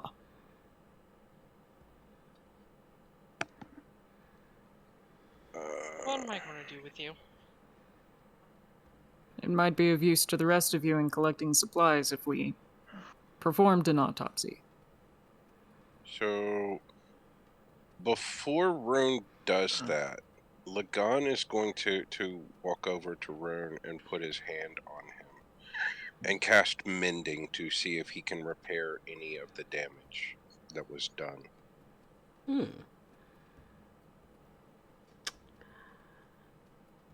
Make me just a straight wisdom check. Straight wisdom? Yep. Okay.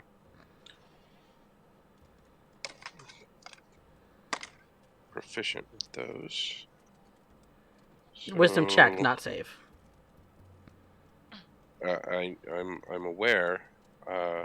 19 plus 4 is 23. Okay. Okay. It does seem to help alleviate a little bit of the pockmarking. It will only work on a single one that's no more than Yeah, it's or a like a foot in any dimension. So it's like a part of his gauntlet that's a little pockmarked, and it does seem to smooth the texture back out. He peers at it, and as a point of order, Rune goes ahead and his armor adjusts. You see, like the scales just sort of lift up, and he pulls that particular piece of armor off.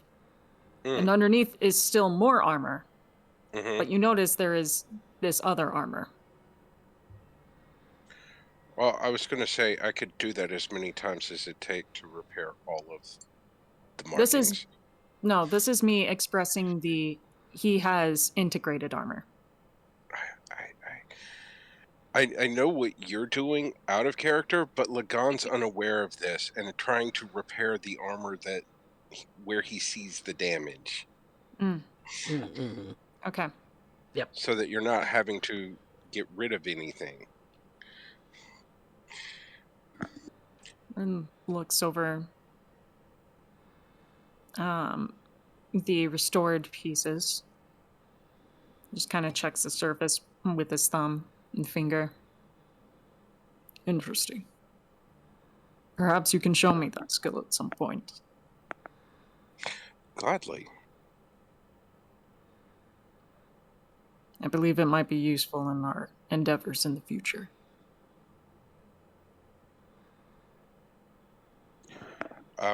At this point, Lagan looks at you and he's kind of staring at you quizzically. I didn't know if this was a magic thing.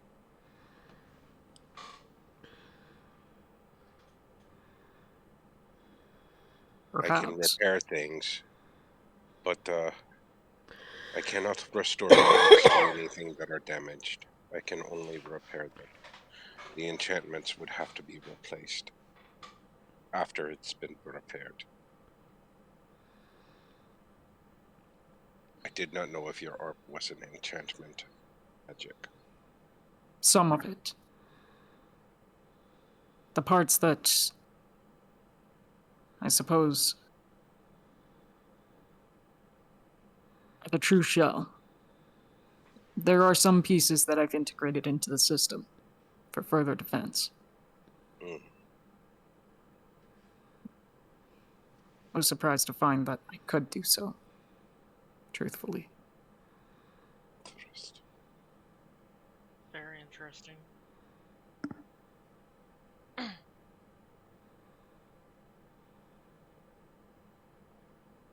I can take it on and off at will.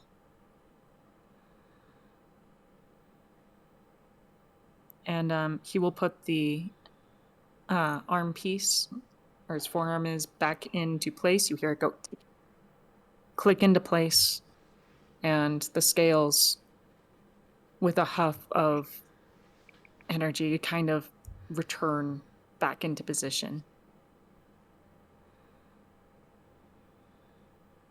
Anya's going to reach out and just kind of run her hand down the arm, just in fascination.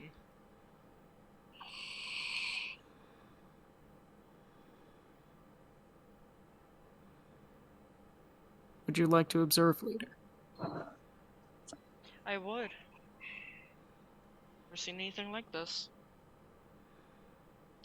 And I shall plan on it. Best to do so back in the city. Yeah, I wouldn't want to get sand stuck in there.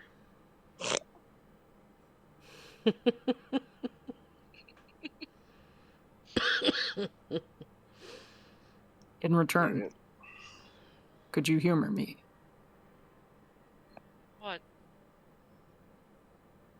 would you mind allowing me to draw you in some still portraiture? Of course. It is appreciated.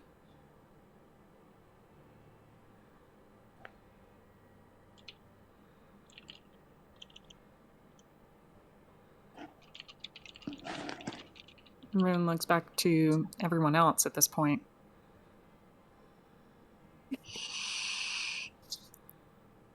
Have we gathered all the supplies that we need? Seems so. Have you studied this thing enough for you to, about it? I'll be performing some quick cursory over read the rest of its anatomy, but trust that I don't intend to interact with the acidics of it. Well, we now know if you do, I can... True.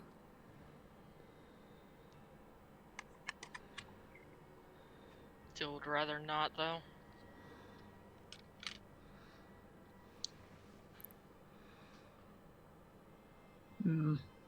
It is tempting, regardless. But I would prefer not to stick around for too much longer before other predators appear. Yeah, that thing's body is bound to draw more in.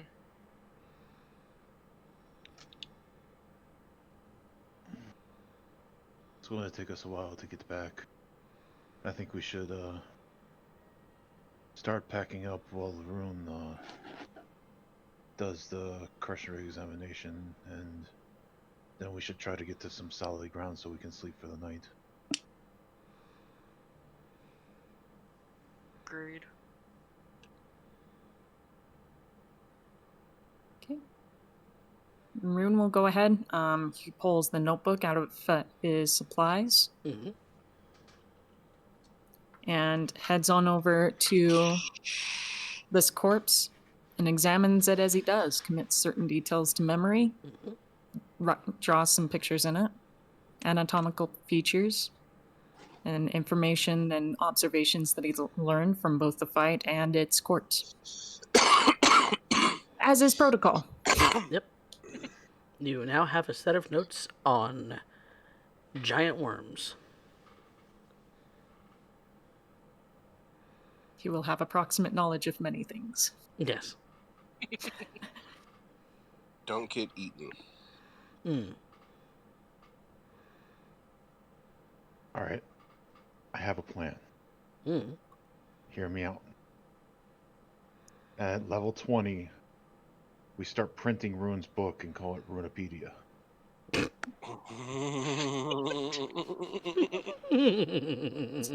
Why just wait? like print it out. Why wait that long? You need a complete works. A thesaurus of the world. Yeah. Yeah, but even at level 20, you're not going to have necessarily seen all of the world. You're just going to have seen certain parts of it. True. So, upon your study, upon your collections, and upon figuring that it's getting close to nightfall, you find yourself in a safe place to call the camp for the night.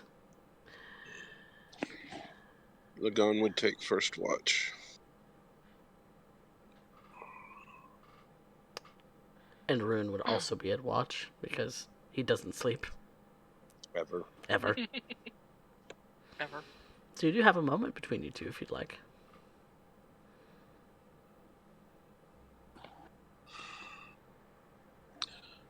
So are you any closer to knowing what it is that you...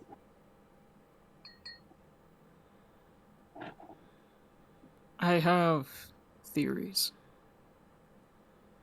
Some suspicions, but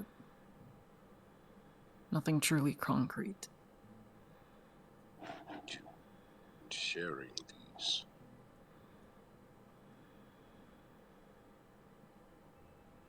Theories and suspicions.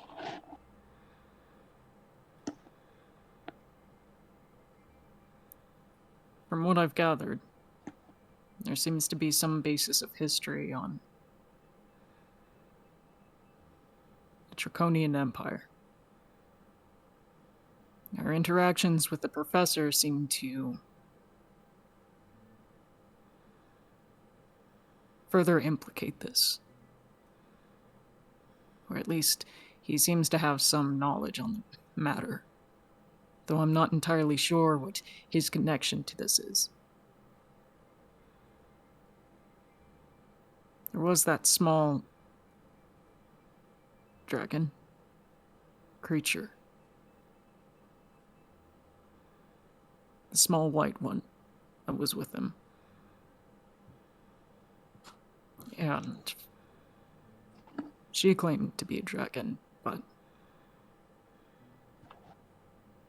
from observations and previous studies, that hasn't been confirmed.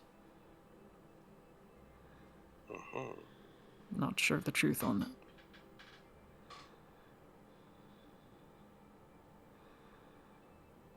I have archival information we pulled from the library at the Bard's College.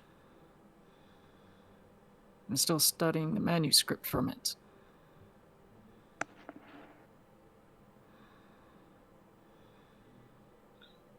Don't know much about dragons, but I did once hear it said that dragons could take the shape of anything they choose. I don't know how much that holds true.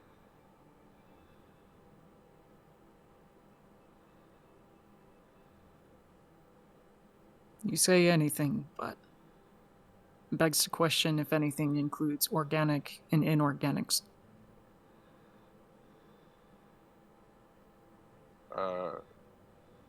Lagon has no clue. He just once heard it said that they could turn themselves into anything that they chose.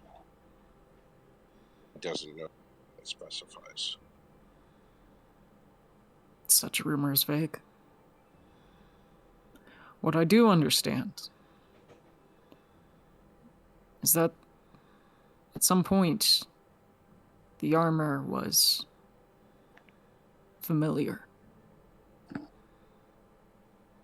to a Draconian Empire. That term being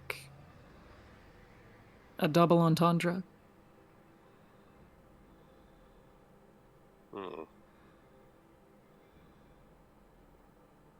But my secondary theory, and probably the more likely one, is that I'm closer to a jack machine, an automaton. Or perhaps something I feared to some extent. A work of necromancy.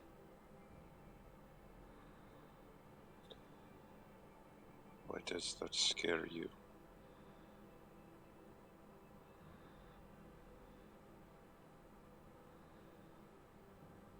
He looks at you with... Even though he has, he's a robot shape, he doesn't really have much expressionism to him. You get the feeling that it's almost expectant. Many of the things I can do are considered necromancy.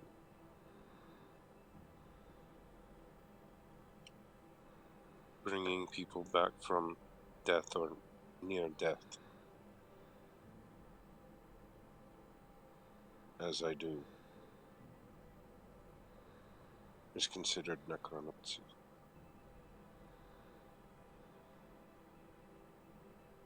And yet, we find ourselves hunting others for the same profane science, under the comprehension of its profanity. What I do is healing. What they do is returning things that are dead, have been dead and dead, back to a form that shouldn't be. The walking bones, the walking dead, should not be. Was this not what happened with that one man? The cultist. He was very near death. If I had not intervened, he would be completely dead.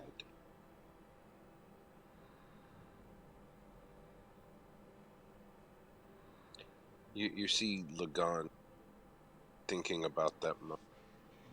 You don't know what's going on with his head, but you do see a almost imperceptible shudder run the length of his body.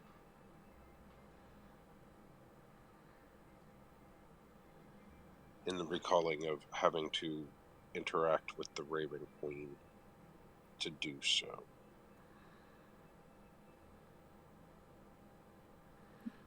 It's almost like her visage just kind of occupies your thoughts for a moment. That featureless porcelain face. The long raven hair. The words she spoke echoing his head. Sends a slight shudder. Like I said, almost imperceptible.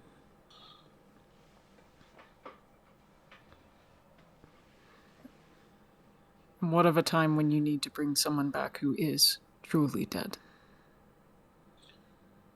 I don't know if it would work. It is said and rumored among my kind that such things were once possible. In this day and age, I don't know if they still are.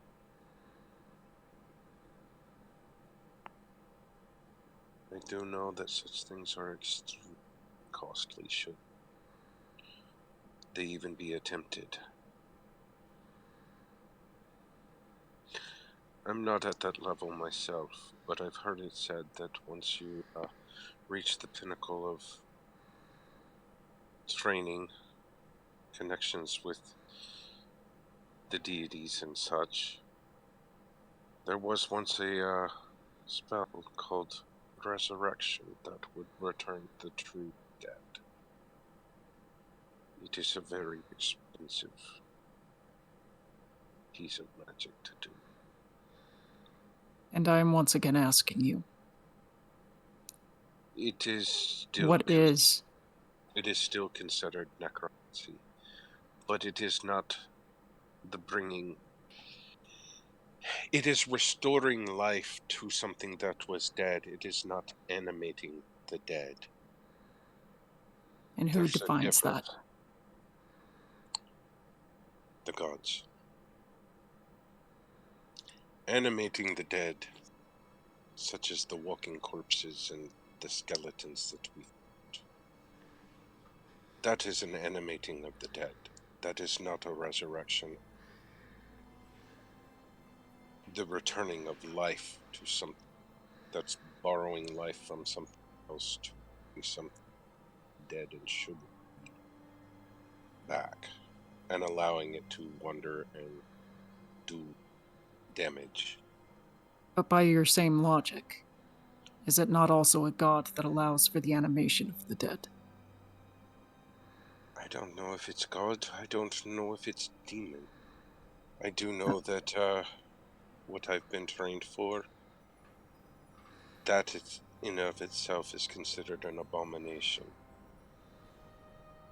And that I have been sworn to destroy such things.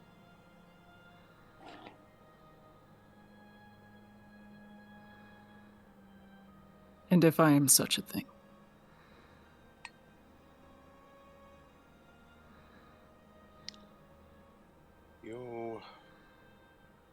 You were sworn. You would not be, in my opinion, such a thing. You have a conscience. You have a value. Even if such magics were to brought you back, you're not the animated dead. You are not the abominations that I fight. You fought with me against such things.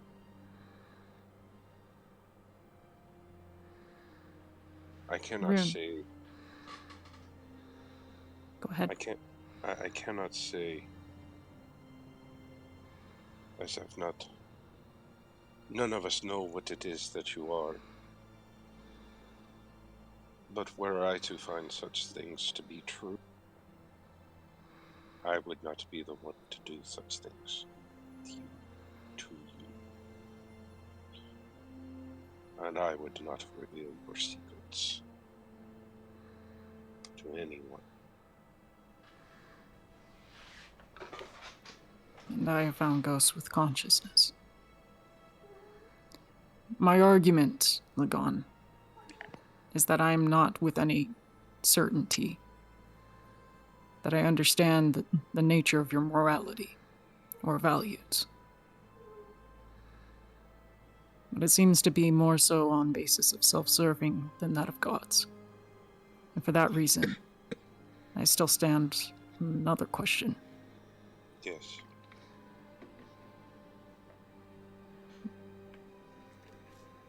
If you fear death and you fear the gods, what instilled this?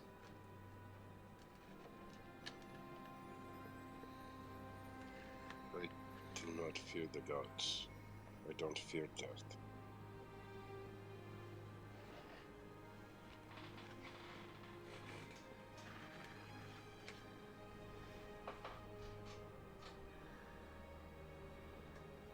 When I do finally meet my end, I will go wherever I'm supposed to go. I don't know where that will be.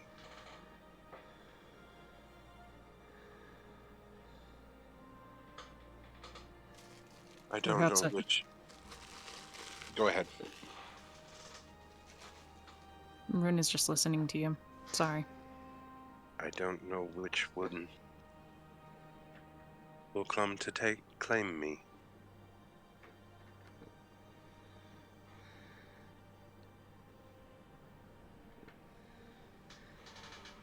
I see.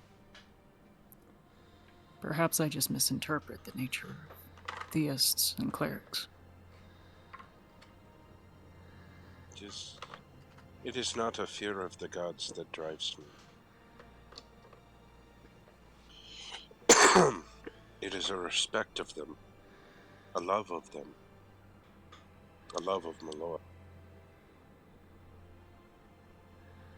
The things she can do can be fearful, frightful, indeed. You've seen the power of the storms. Our friend Kendwin throws the lightning of the storms around.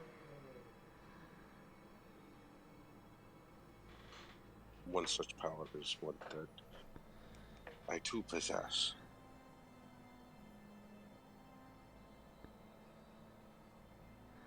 I'm told that members of my specific breed, divine casters, can not only throw the lightnings but can call the storms.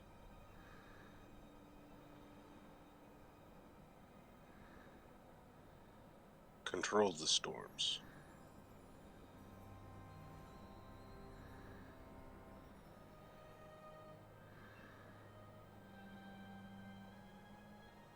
Calm the storms if it is necessary.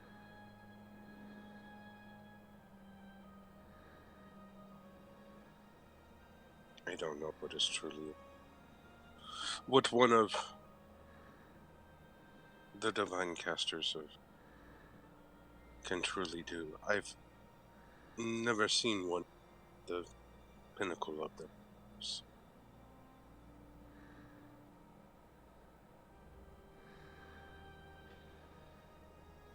My master has taught me much. But even he says he has plenty to learn.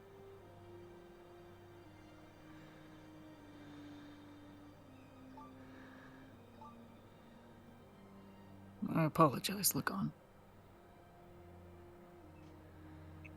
But I truly do not believe I understand where your loyalties are, in either your faith or matters of the material.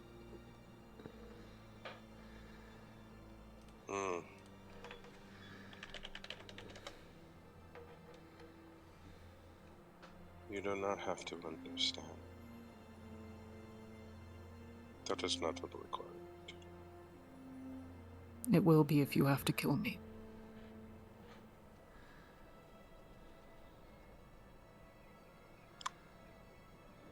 Unless you turn on me, I would have no cause. Unless Melora commands it.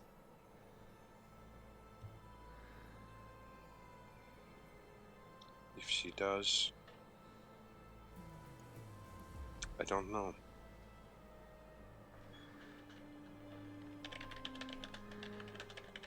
As far as where my loyalties lie, my ship and my crew, my loyalty. As far as that goes, you and Vanyan are our crew. Kinwin, Shay, River, Strings. That is family to me.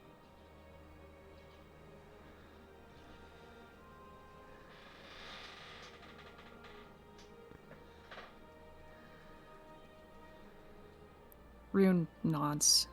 His head goes down. The aperture of his eyes shut slowly. Then until we have certainty in that, in anything, Sorry. I will express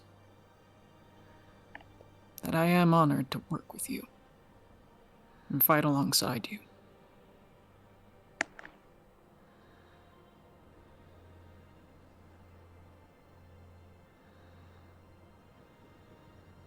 Pleased. There are no certainties in that, I assure you.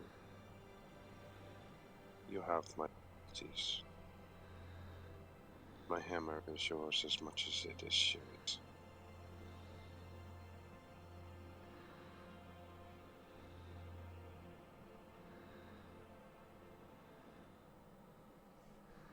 My loyalties to you, that I might shield you as best as I can. It is because of sentiments like that cannot be the one. And do not believe that you are the abomination you think you are. The Walking Dead don't know those things. Can't express those things. Whatever you are, there's a conscience there. That's yours. Where it comes from, how it came to be in whatever this is that you are, I don't know. But you are not the animated dead.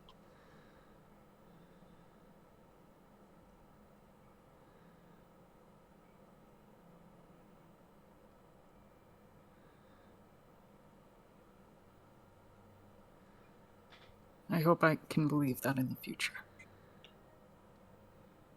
Whether you do or not, I don't believe you're the undead. You're not a vampire. You're not a walking corpse. You're not even an animated skeleton. Whatever it is that you are, there is a conscience that drives it. Which to me implies a soul. So at one point you must have been a living thing. If you are not living now, I don't know.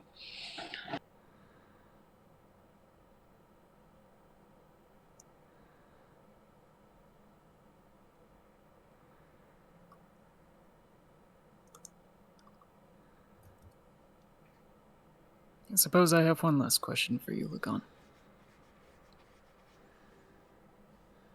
You still have, sir.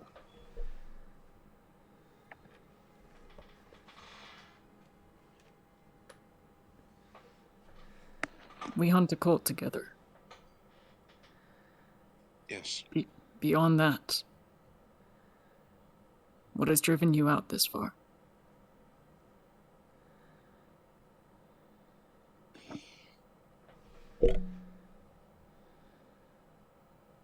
Nothing has driven me. Master Morgan said it was time for me to find and figure out my place in the world. Whether it would be to return to the Bonnie herself,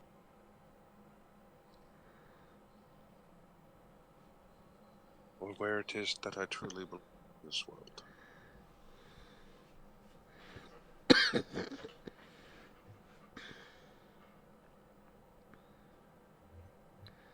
I've spent the majority of my life upon the ship.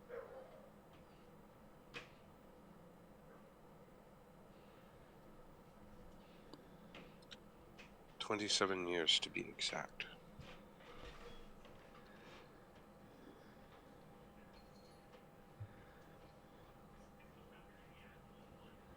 More than half my life on this ship. Captain Badger and Master Morgan have decided that it is time for me to learn something more than just the ship.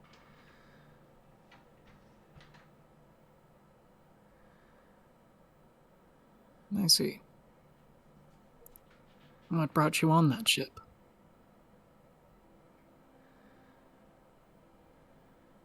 Fate.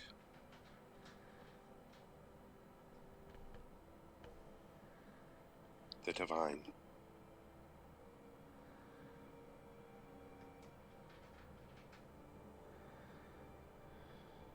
Led me from my village to the cliffs not far from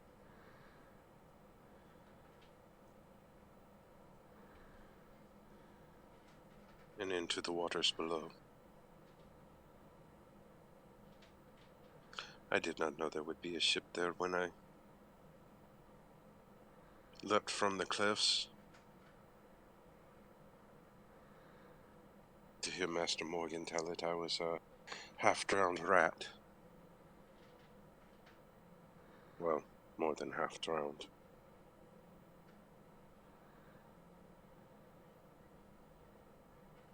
You were pulled from the ocean. I was pulled from the sea. Not much difference, but there is a difference. The seas are not the oceans.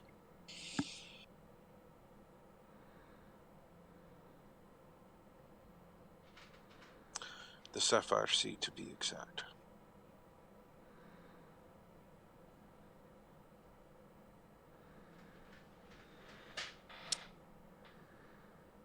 I come from Ionia. Small mountain village.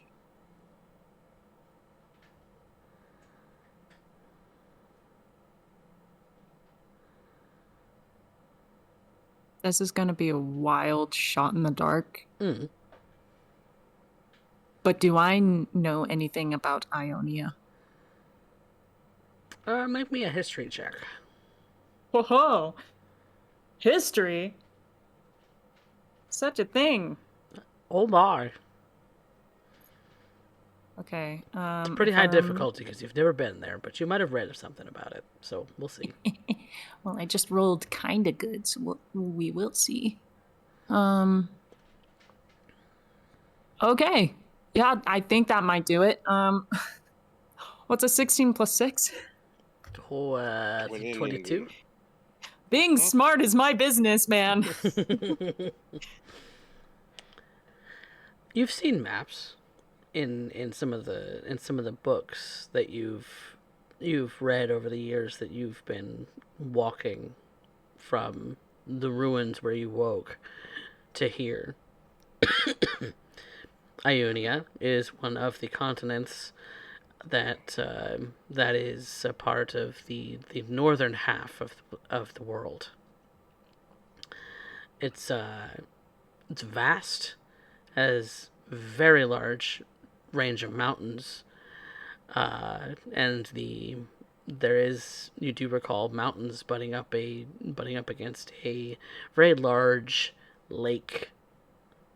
They call it the Sapphire Sea, and you would know that a lot of things like forests and things like that are named after jewels in that land.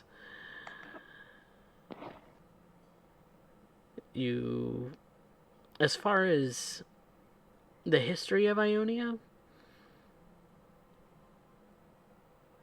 nothing particularly stands out to you. But you do know that colloquially, the people that Lagon comes from are called Giant Kid. And as myth would have it, after the ancient war between giants and dragons, they fled to the mountains. Both sides fled to the mountains. Where exactly on the world, who knows?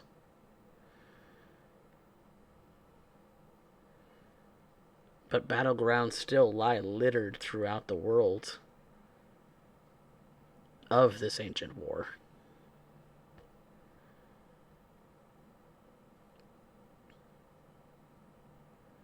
I heard herds of an ancient war once between giants and dragons. The ancestry of the giants are well populated in Iuna. Makes sense you would come from there.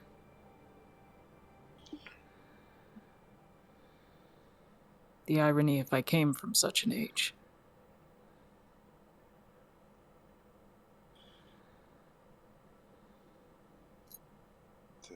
There are many myths and legends that speak of such things. I don't know the truth. I know that my people are more suited to the mountain climates and altitudes than more suited than most. My people were guides.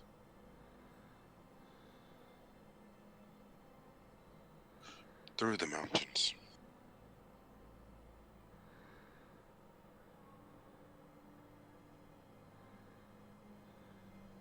Yourself included, before the seas called you. I was not a guide. I was too young and still learning.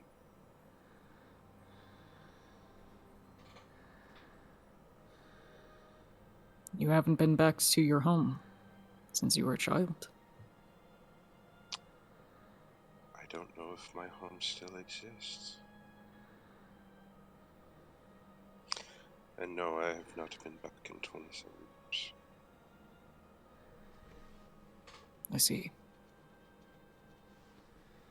I did not mean to press. No, you're fine. As I said, I don't even know if it exists. What drove me to the seas, at least from my memory, destroyed the village inhabited. I don't know if any of my family survived.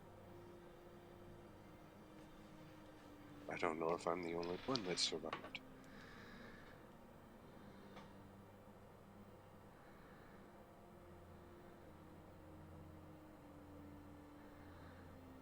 Is it something you would like to venture? That is one of the reasons Captain Badger and Master Morgan sent me out into the world. As they say, to find my own.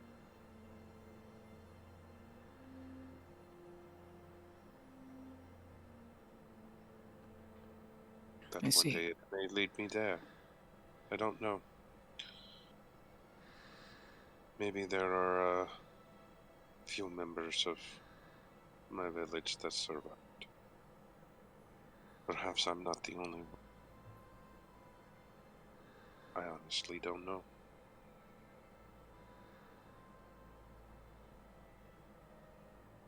Then I hope I can help you find them. Should there be any.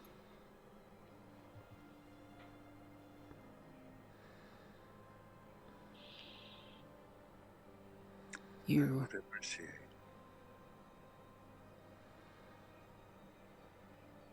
For what it's worth, you do not have to be a lone traveler in this venture.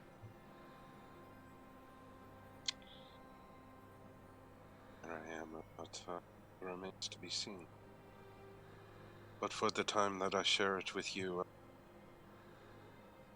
gladly accept. And I'm truly grateful.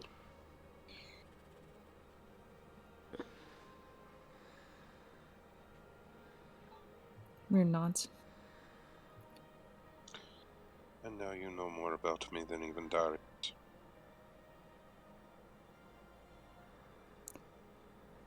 Well, he'll be brokenhearted. I doubt it.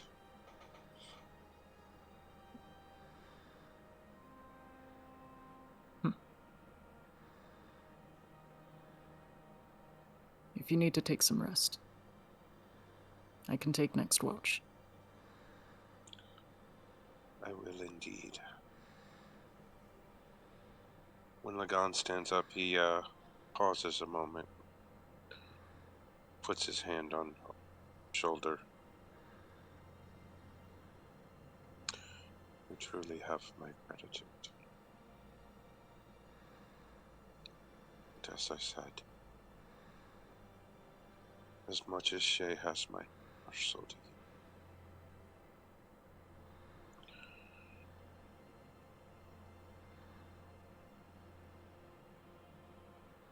I would sooner die than raise it against you.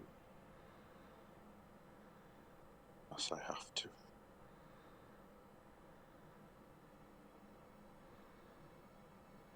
Thank you, Lagan.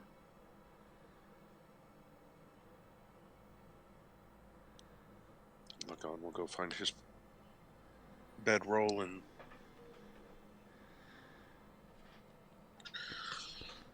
probably drift off into a very restless sleep. The images Memories. of Raven Queen's face twice now that you've seen haunting your memory. Conversation with Rune, dredging up the memories of the nightmares that he still suffers from. Fleeing from home. Village burning around him. Hearing his mother scream for him to run.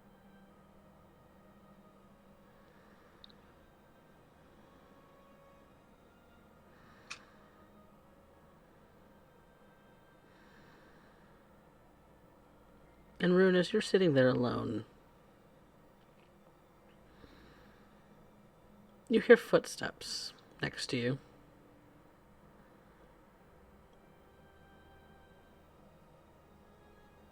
Well, that was an interesting conversation. You see as the professor sits next to you.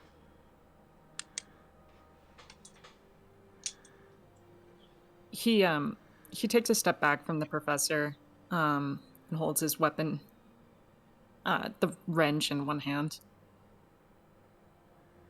It's rather unexpected, Professor. That's usually how I operate.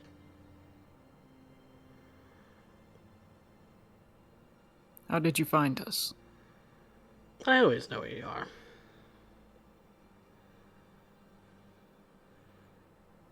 Interesting.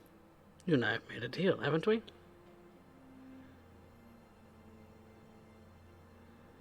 This is true.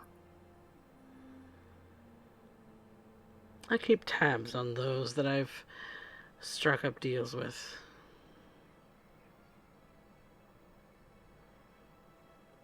Congratulations on felling the beast. That was a lot faster than I had anticipated.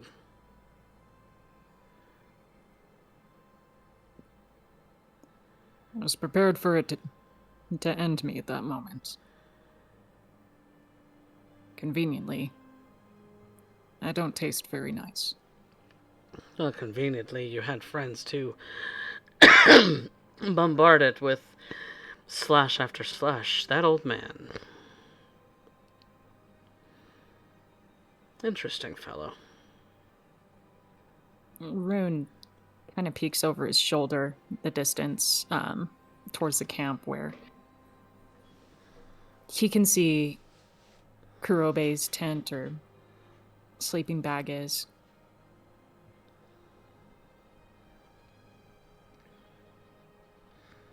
He has projection. Something very unusual about him. As do all of you.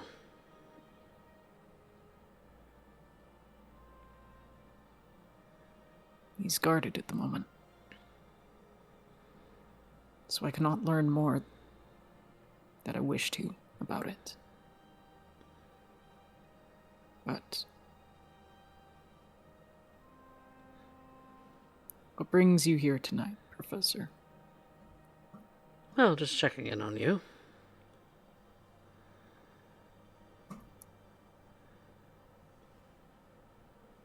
I'm not worm food. You are not a worm food.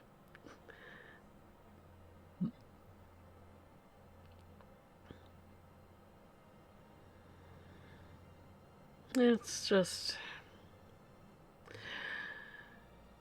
You're the one person that I've been keeping tabs on. And I must say, I think you're almost ready.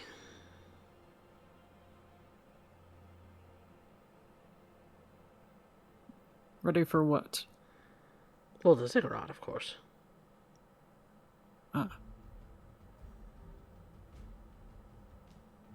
It's been a slow effort getting to that point. Yes, as it seems there are other matters that have taken priority.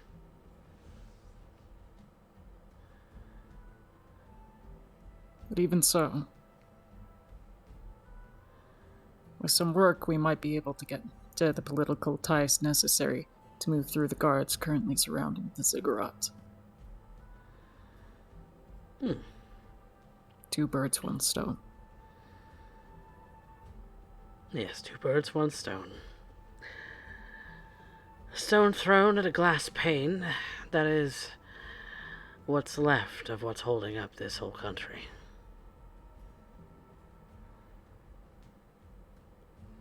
As I've observed. I did have a curious question based on the conversation you were having with the Stormbringer. Do you think vampires have a soul?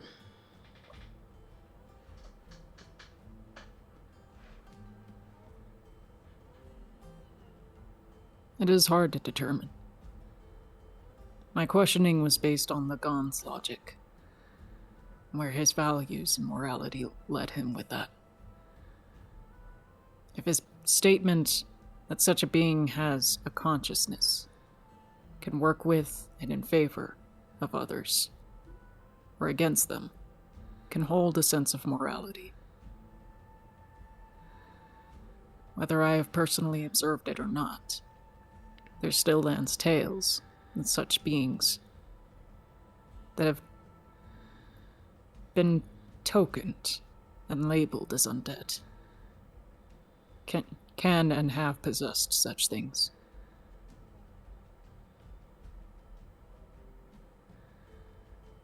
myths and legends of liches and other such foul creatures, of vampires and their mingling amongst the living and pretending to be them. Then, of course, you have the walking corpses and ghosts and other such things that all qualify. I will not deny that some undead are better classified as, well, automatic. Like puppets on a string, with no spirit to call their own. No sense of identity. Perhaps merely animated with just magical energy alone.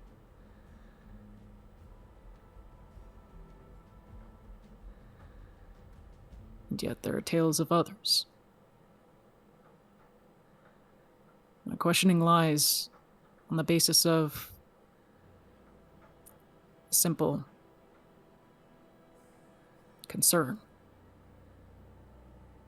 That if we place our faith in the gods for morality to define those values, and what if those gods have values and morality that goes against nature, that goes against our whims and wishes, and what goes against perceived as just? Who defines good and evil, so to speak?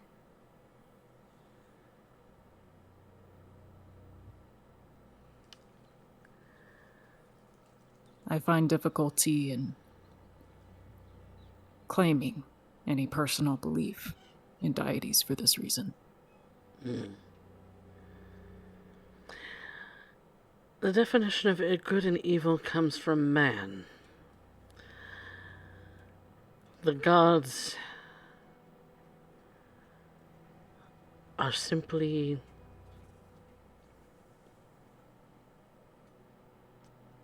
entities with influence. Whether that's good or bad is for you to define.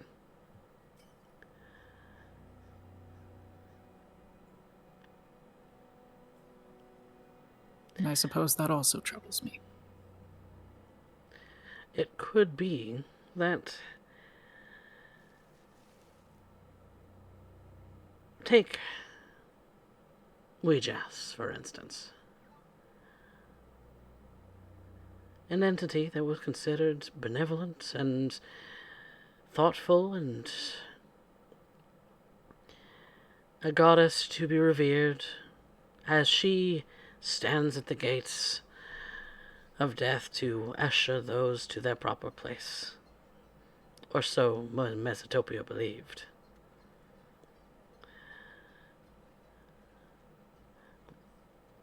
But she's disappeared. Her influence gone.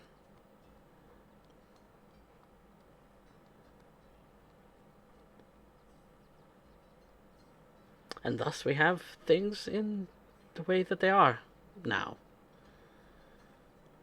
Such as the Raven Queen and the Shepherd. The Raven Queen and the Shepherd. Also entities who usher death.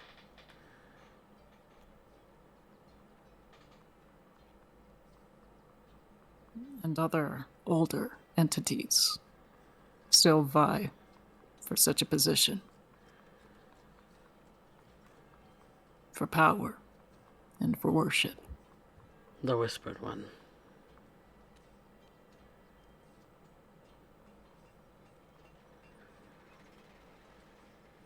Who is truly the evil entity amongst them? What is evil?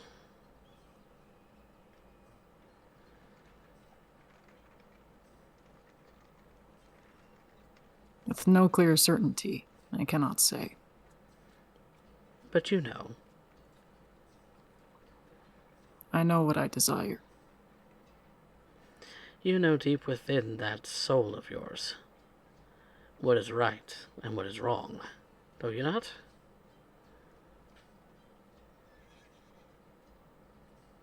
Rune staring seriously at the professor. I know what I desire. And what I desire is to preserve this current world. And not allow it to succumb to what was old or to what is new.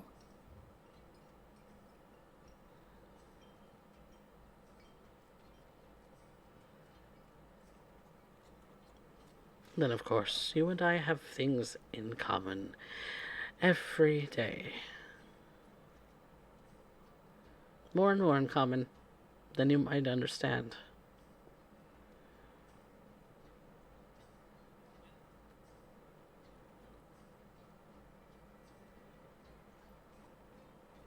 Then I guess my next question for you is what precisely are you, Professor? What exactly am I? Another entity of influence? I just tend to be more keen on knowledge. And what that knowledge could potentially mean for anyone. I pursue information above all things.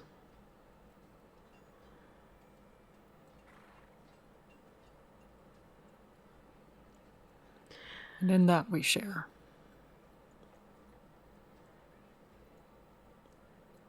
I think we would make great partners, don't you think?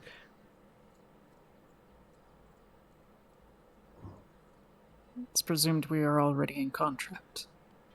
Ah, yes.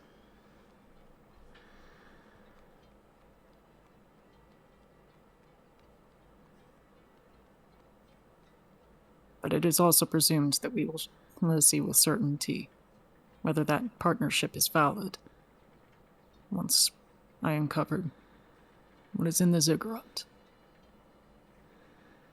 I simply wish to know. Why do I sense you already do? I'm not all-knowing. What do you take me for? A scientist. A scholar. That I am. But I am not all-knowing.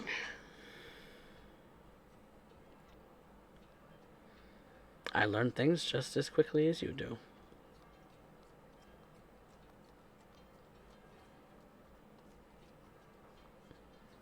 I just tend not to meddle. Observe things in their natural habitats, as their own path would dictate.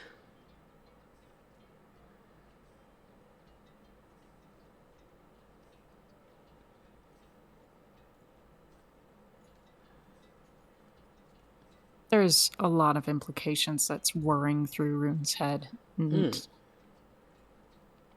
one of them is definitely, can he read my mind? Is he like using some sort of magic telepathy to see through me? Like, make an Arcana check.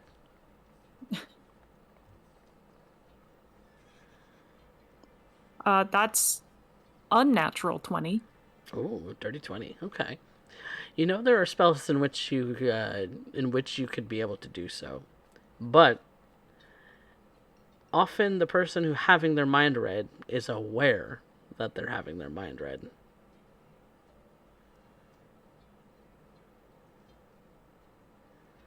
You have no such awareness, so it's possible, but who knows how powerful the professor is.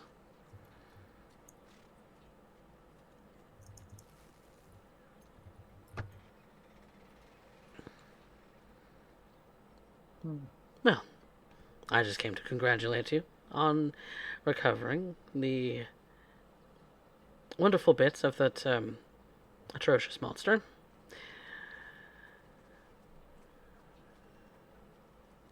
I'm sure It is appreciated. I'm sure you'll find a very good buyer for them. It's just a little gross.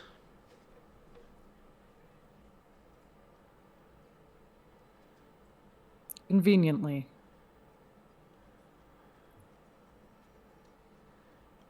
It's easy to clean up. Yes. Well,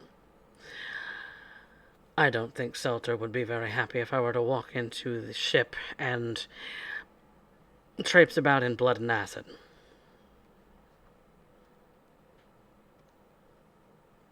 Selter. The Yes. one who claims she's a dragon. She is a dragon.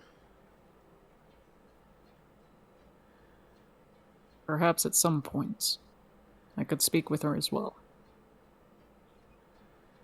She's around. Somewhere.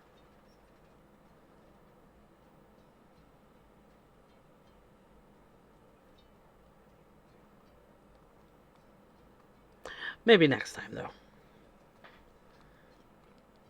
Well, I shall let you get back to your watch, as I am distracting you now, and I have books to catalog.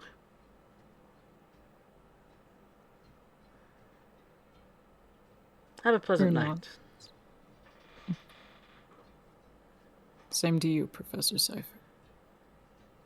He gets up from his seat in front of the fire, kind of dusts his black and purple pants and coat off, and then kind of walks off into the night and kind of disappears at the end of your vision.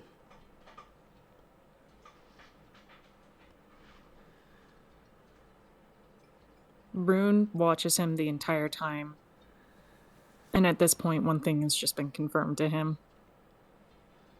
Professor Cypher is not a human, as he thought he was.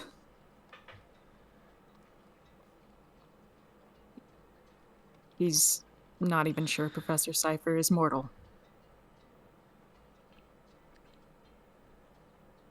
Definitely very good questions. Lucky 7 sleep, begin a new day, and we will pick up there next time. There is a point of order to be had. Sure. I'm not going to be here for like a month. That's fair. I'm aware. Yep. Spectre has some stuff to take care of for a month, so they won't be joining us for that period of time, but we'll be back afterwards. So we will continue on with the Lucky Sevens without Rune. And That's my favorite character. I know, Kinwin, right? But yes, we will have still have everyone else.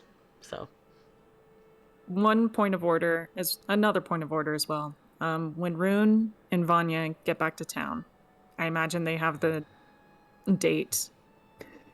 I'm saying it, it's a date. Might as well. Yep.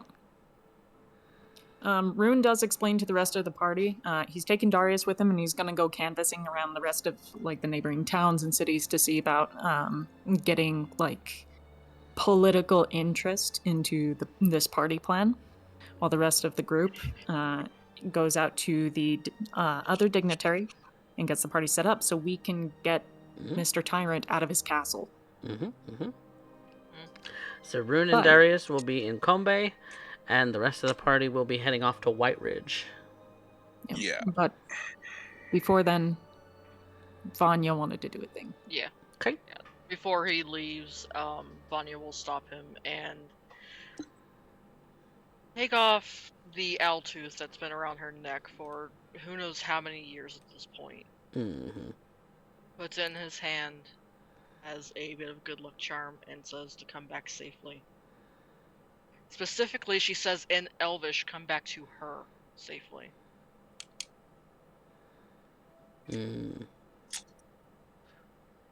If we holding can it. maybe get some evidence of the bad guy doing the bad shit, maybe I could get the Druids to join into the political struggle against him. Ooh, that's true. Yeah.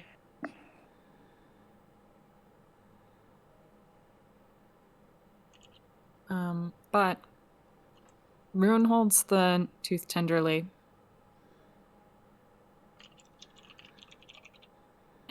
He will wrap it around his neck or neck armor. Mm-hmm. Mm-hmm. And kind of whether or not anyone is in front of them or not, he will actually pull Vanya in to just basically a bear hug. And whispering only to her. Also in Elvish. Please be safe. I'll try. I will be thinking of you the entire time.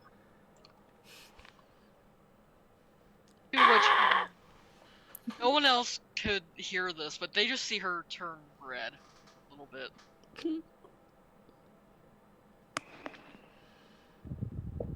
How cute. And she just holds on to him a little bit tighter before finally having to let him go.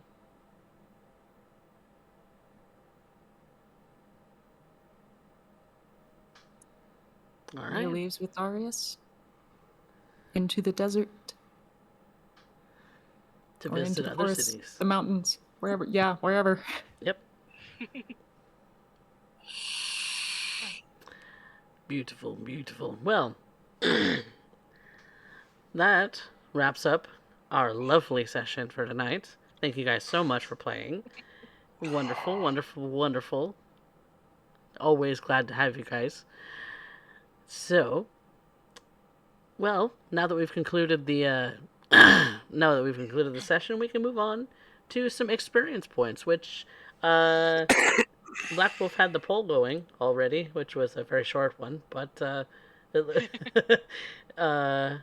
It can restart if need be, I'm sure. yeah, because we only had two people put in votes for who they had as their favorite. Yeah. So we'll start the poll over. Give it about 10 minutes. Because the last one I had was a very short one, so it probably went off of that. But yeah, I'm glad you guys are enjoying the sessions. And so, let's move on to some experience points for our lucky sevens. So, obviously, you get the 5 for showing up. Wonderful. For defeating a giant worm, which was basically a purple worm as written. Oh! Really? Really. And Specs thought we'd be fucked. I really thought there was going to be more. I thought it had more hit points than normal because that's what you've been doing to us. More hit points than normal. Yes, I did do that. But fucking Kurobe. Yeah. It helps when I pop cooldowns. Yep. It helps when he pops the action surge. Yep. Yeah. Yeah. You basically I didn't even because what I was going to do was kind of combine a young black dragon and a purple worm together. I give it an figured acid that's breath. what you had already done.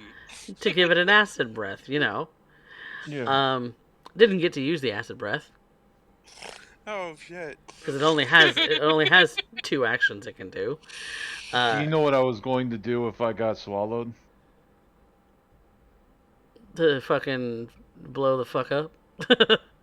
No, I was going to crush a bead or 2 of water to make 15 foot of water Just appear in it. in the side of its stomach and make it explode. Yep. So you would drown at the same time? Mm-hmm. Well, either I would get rocketed out through a orifice because of the pressure, or it would explode due to the pressure. Mm-hmm. Whichever coffee decides. Mm-hmm.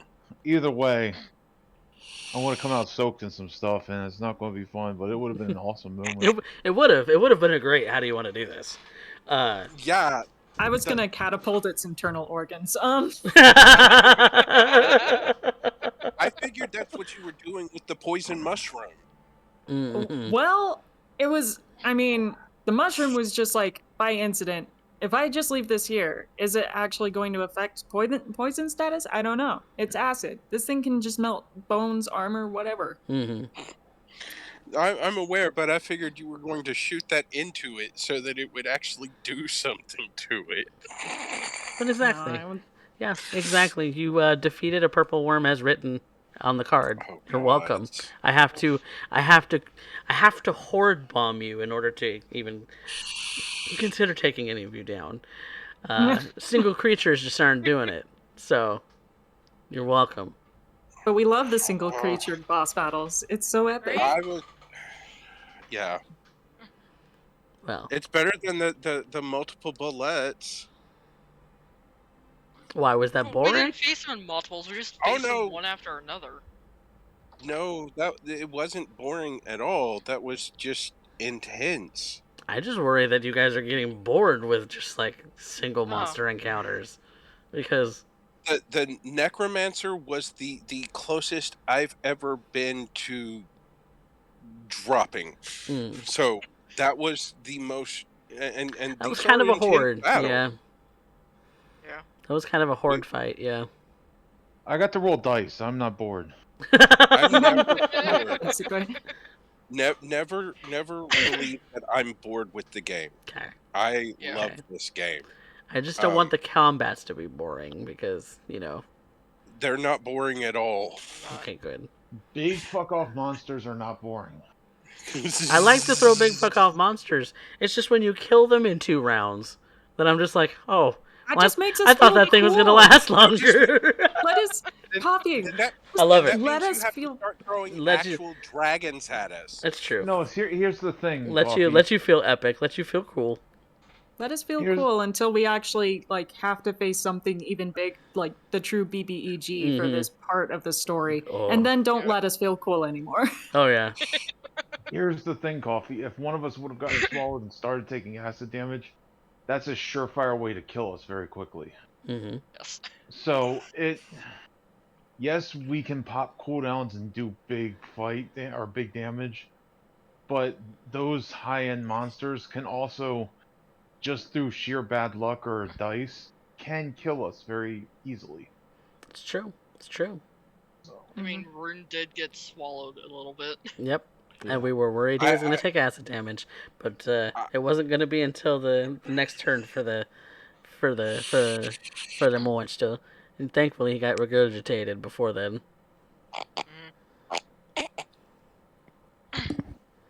I was fully prepared to make saves. I'll have you know. I was fully prepared to make you make them.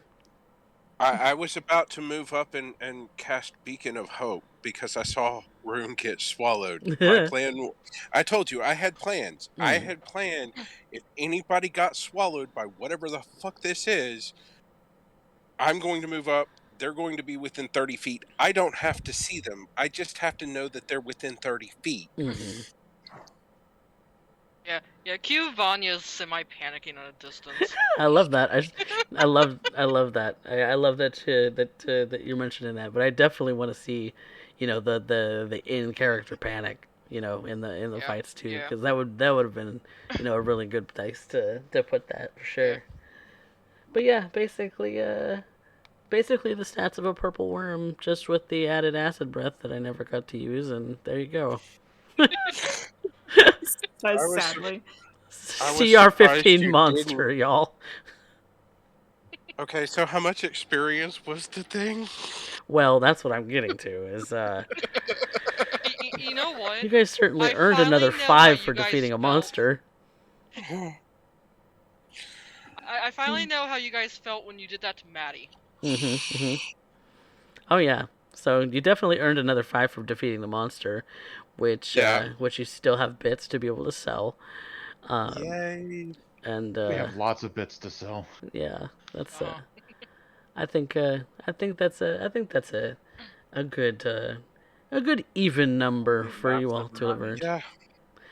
For the experience from me anyway. Now you all get to decide who moved the plot. Who did the most plot moving today? I am torn between Rune and Kurobe. Ooh. Rune for, getting the information and everything, then Kurobe for not only the supply run, but actually being out there baiting the goddamn thing. Well, not to mention, he's also did a little bit of a subplot move because Yeah, he them did. dragon wings. Yep. Yeah, he did. I'm gonna have to second Kurobe. Yep. Kurobe. Ooh. Kurobe, you got the plot mover. You have opened up plots and subplots, my friend. You are very intriguing. You are I'm just a simple old man. You are I an do not know what entity I'm- that intrigues You are Rune. not simple. I have a 6 intelligence. I am very simple. He's a simple You man are with simple needs. simple-minded. You are a simple-minded man, but you are not a simple man. Nope. The moment Rune Exactly. realizes that all he needs to do is apply liquor. Hey, you need to go drink with Lagan. Yep. You just, I'm This shit goes- sorry, but like Rune drinking with anyone is literally they expect him to chug, and he just tilts over his head and pours it in. You just hear the bottom of a barrel. And it leaks out his ankles. No, I like to think it powers him like Bender. Maybe a little Oh my bit. god. Maybe a little bit. But yeah, that's the plot mover. Who had our best scene for tonight? I gotta throw my hat out. I love that scene at the end between Lagan and Rune. It was I'd have to toasty. agree. Yeah, I like that. Oh god. What was that, The Ken? To what? What was it, Woden? I said, yeah, I like that scene. It was good. I like having this like little like contrast between them, where Rune is very much like atheist in a world of gods, and Lagan is the faithful, and the two are just bouncing back and forth philosophy of the whys and hows of it. Lagan doesn't understand the why. He just knows it does. Mm-hmm. So wait, are you denying our gods even exist? No, he doesn't know why he has the power or how he does what he does. He just knows that he does. He's seen the power of the gods intervening through Captain Morgan.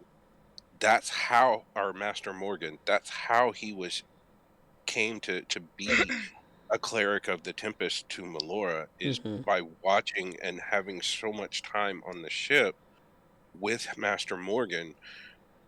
Not only is he the apprentice to the sailmaster on the ship, he's his apprentice as a cleric. Because he's seen the power that he's used to turn those storms away from the ship in instances that other ships never survive. Right. Which means that Morgan is definitely a very powerful cleric. He just doesn't know. He heard Master Morgan tell him even he's not at the pinnacle of his power. He knows he's a very powerful cleric. He just doesn't know how far that goes. Yeah. And when I say what Master Morgan's told him how much more powerful it can get, just having seen how powerful Master Morgan is, he has no idea what that pinnacle looks like. For Rune, when I say atheist, it basically means he doesn't. It's not that he doesn't believe gods exist. It's just he doesn't believe in the faith aspect of gods. Like I just said in this entire session, what summarizes his belief is that he doesn't. Like, if a god is essentially its own independent entity that doesn't regard morality or value or virtues the same way mortals do, then how can you hold faith in it? How can you trust that the power you are receiving from them is theirs? Because to him, magic has always been a science. It is something you wield. Okay, so yeah, that's not really so much an atheist, just that you don't trust any of them. Atheism is It, essentially it summarized as a lack of faith. So Yeah, it's it's true. I would classify what you're saying more as an agnostic than an atheist. You know they're there, you don't understand them, you don't trust them, so it's more of an agnostic thing than an atheistic thing. And that's one of those things that could, it's a matter of, semantic. semantics. But you know, it's a His faith is in that he's seen the power of what it does and what it can do. yep, That's where his faith comes from. yep, He doesn't have to know or understand anything else. yep, exactly. Well, that does it for our best scene, anyway, right? Because that's Yes. a Yeah. Yeah. best line.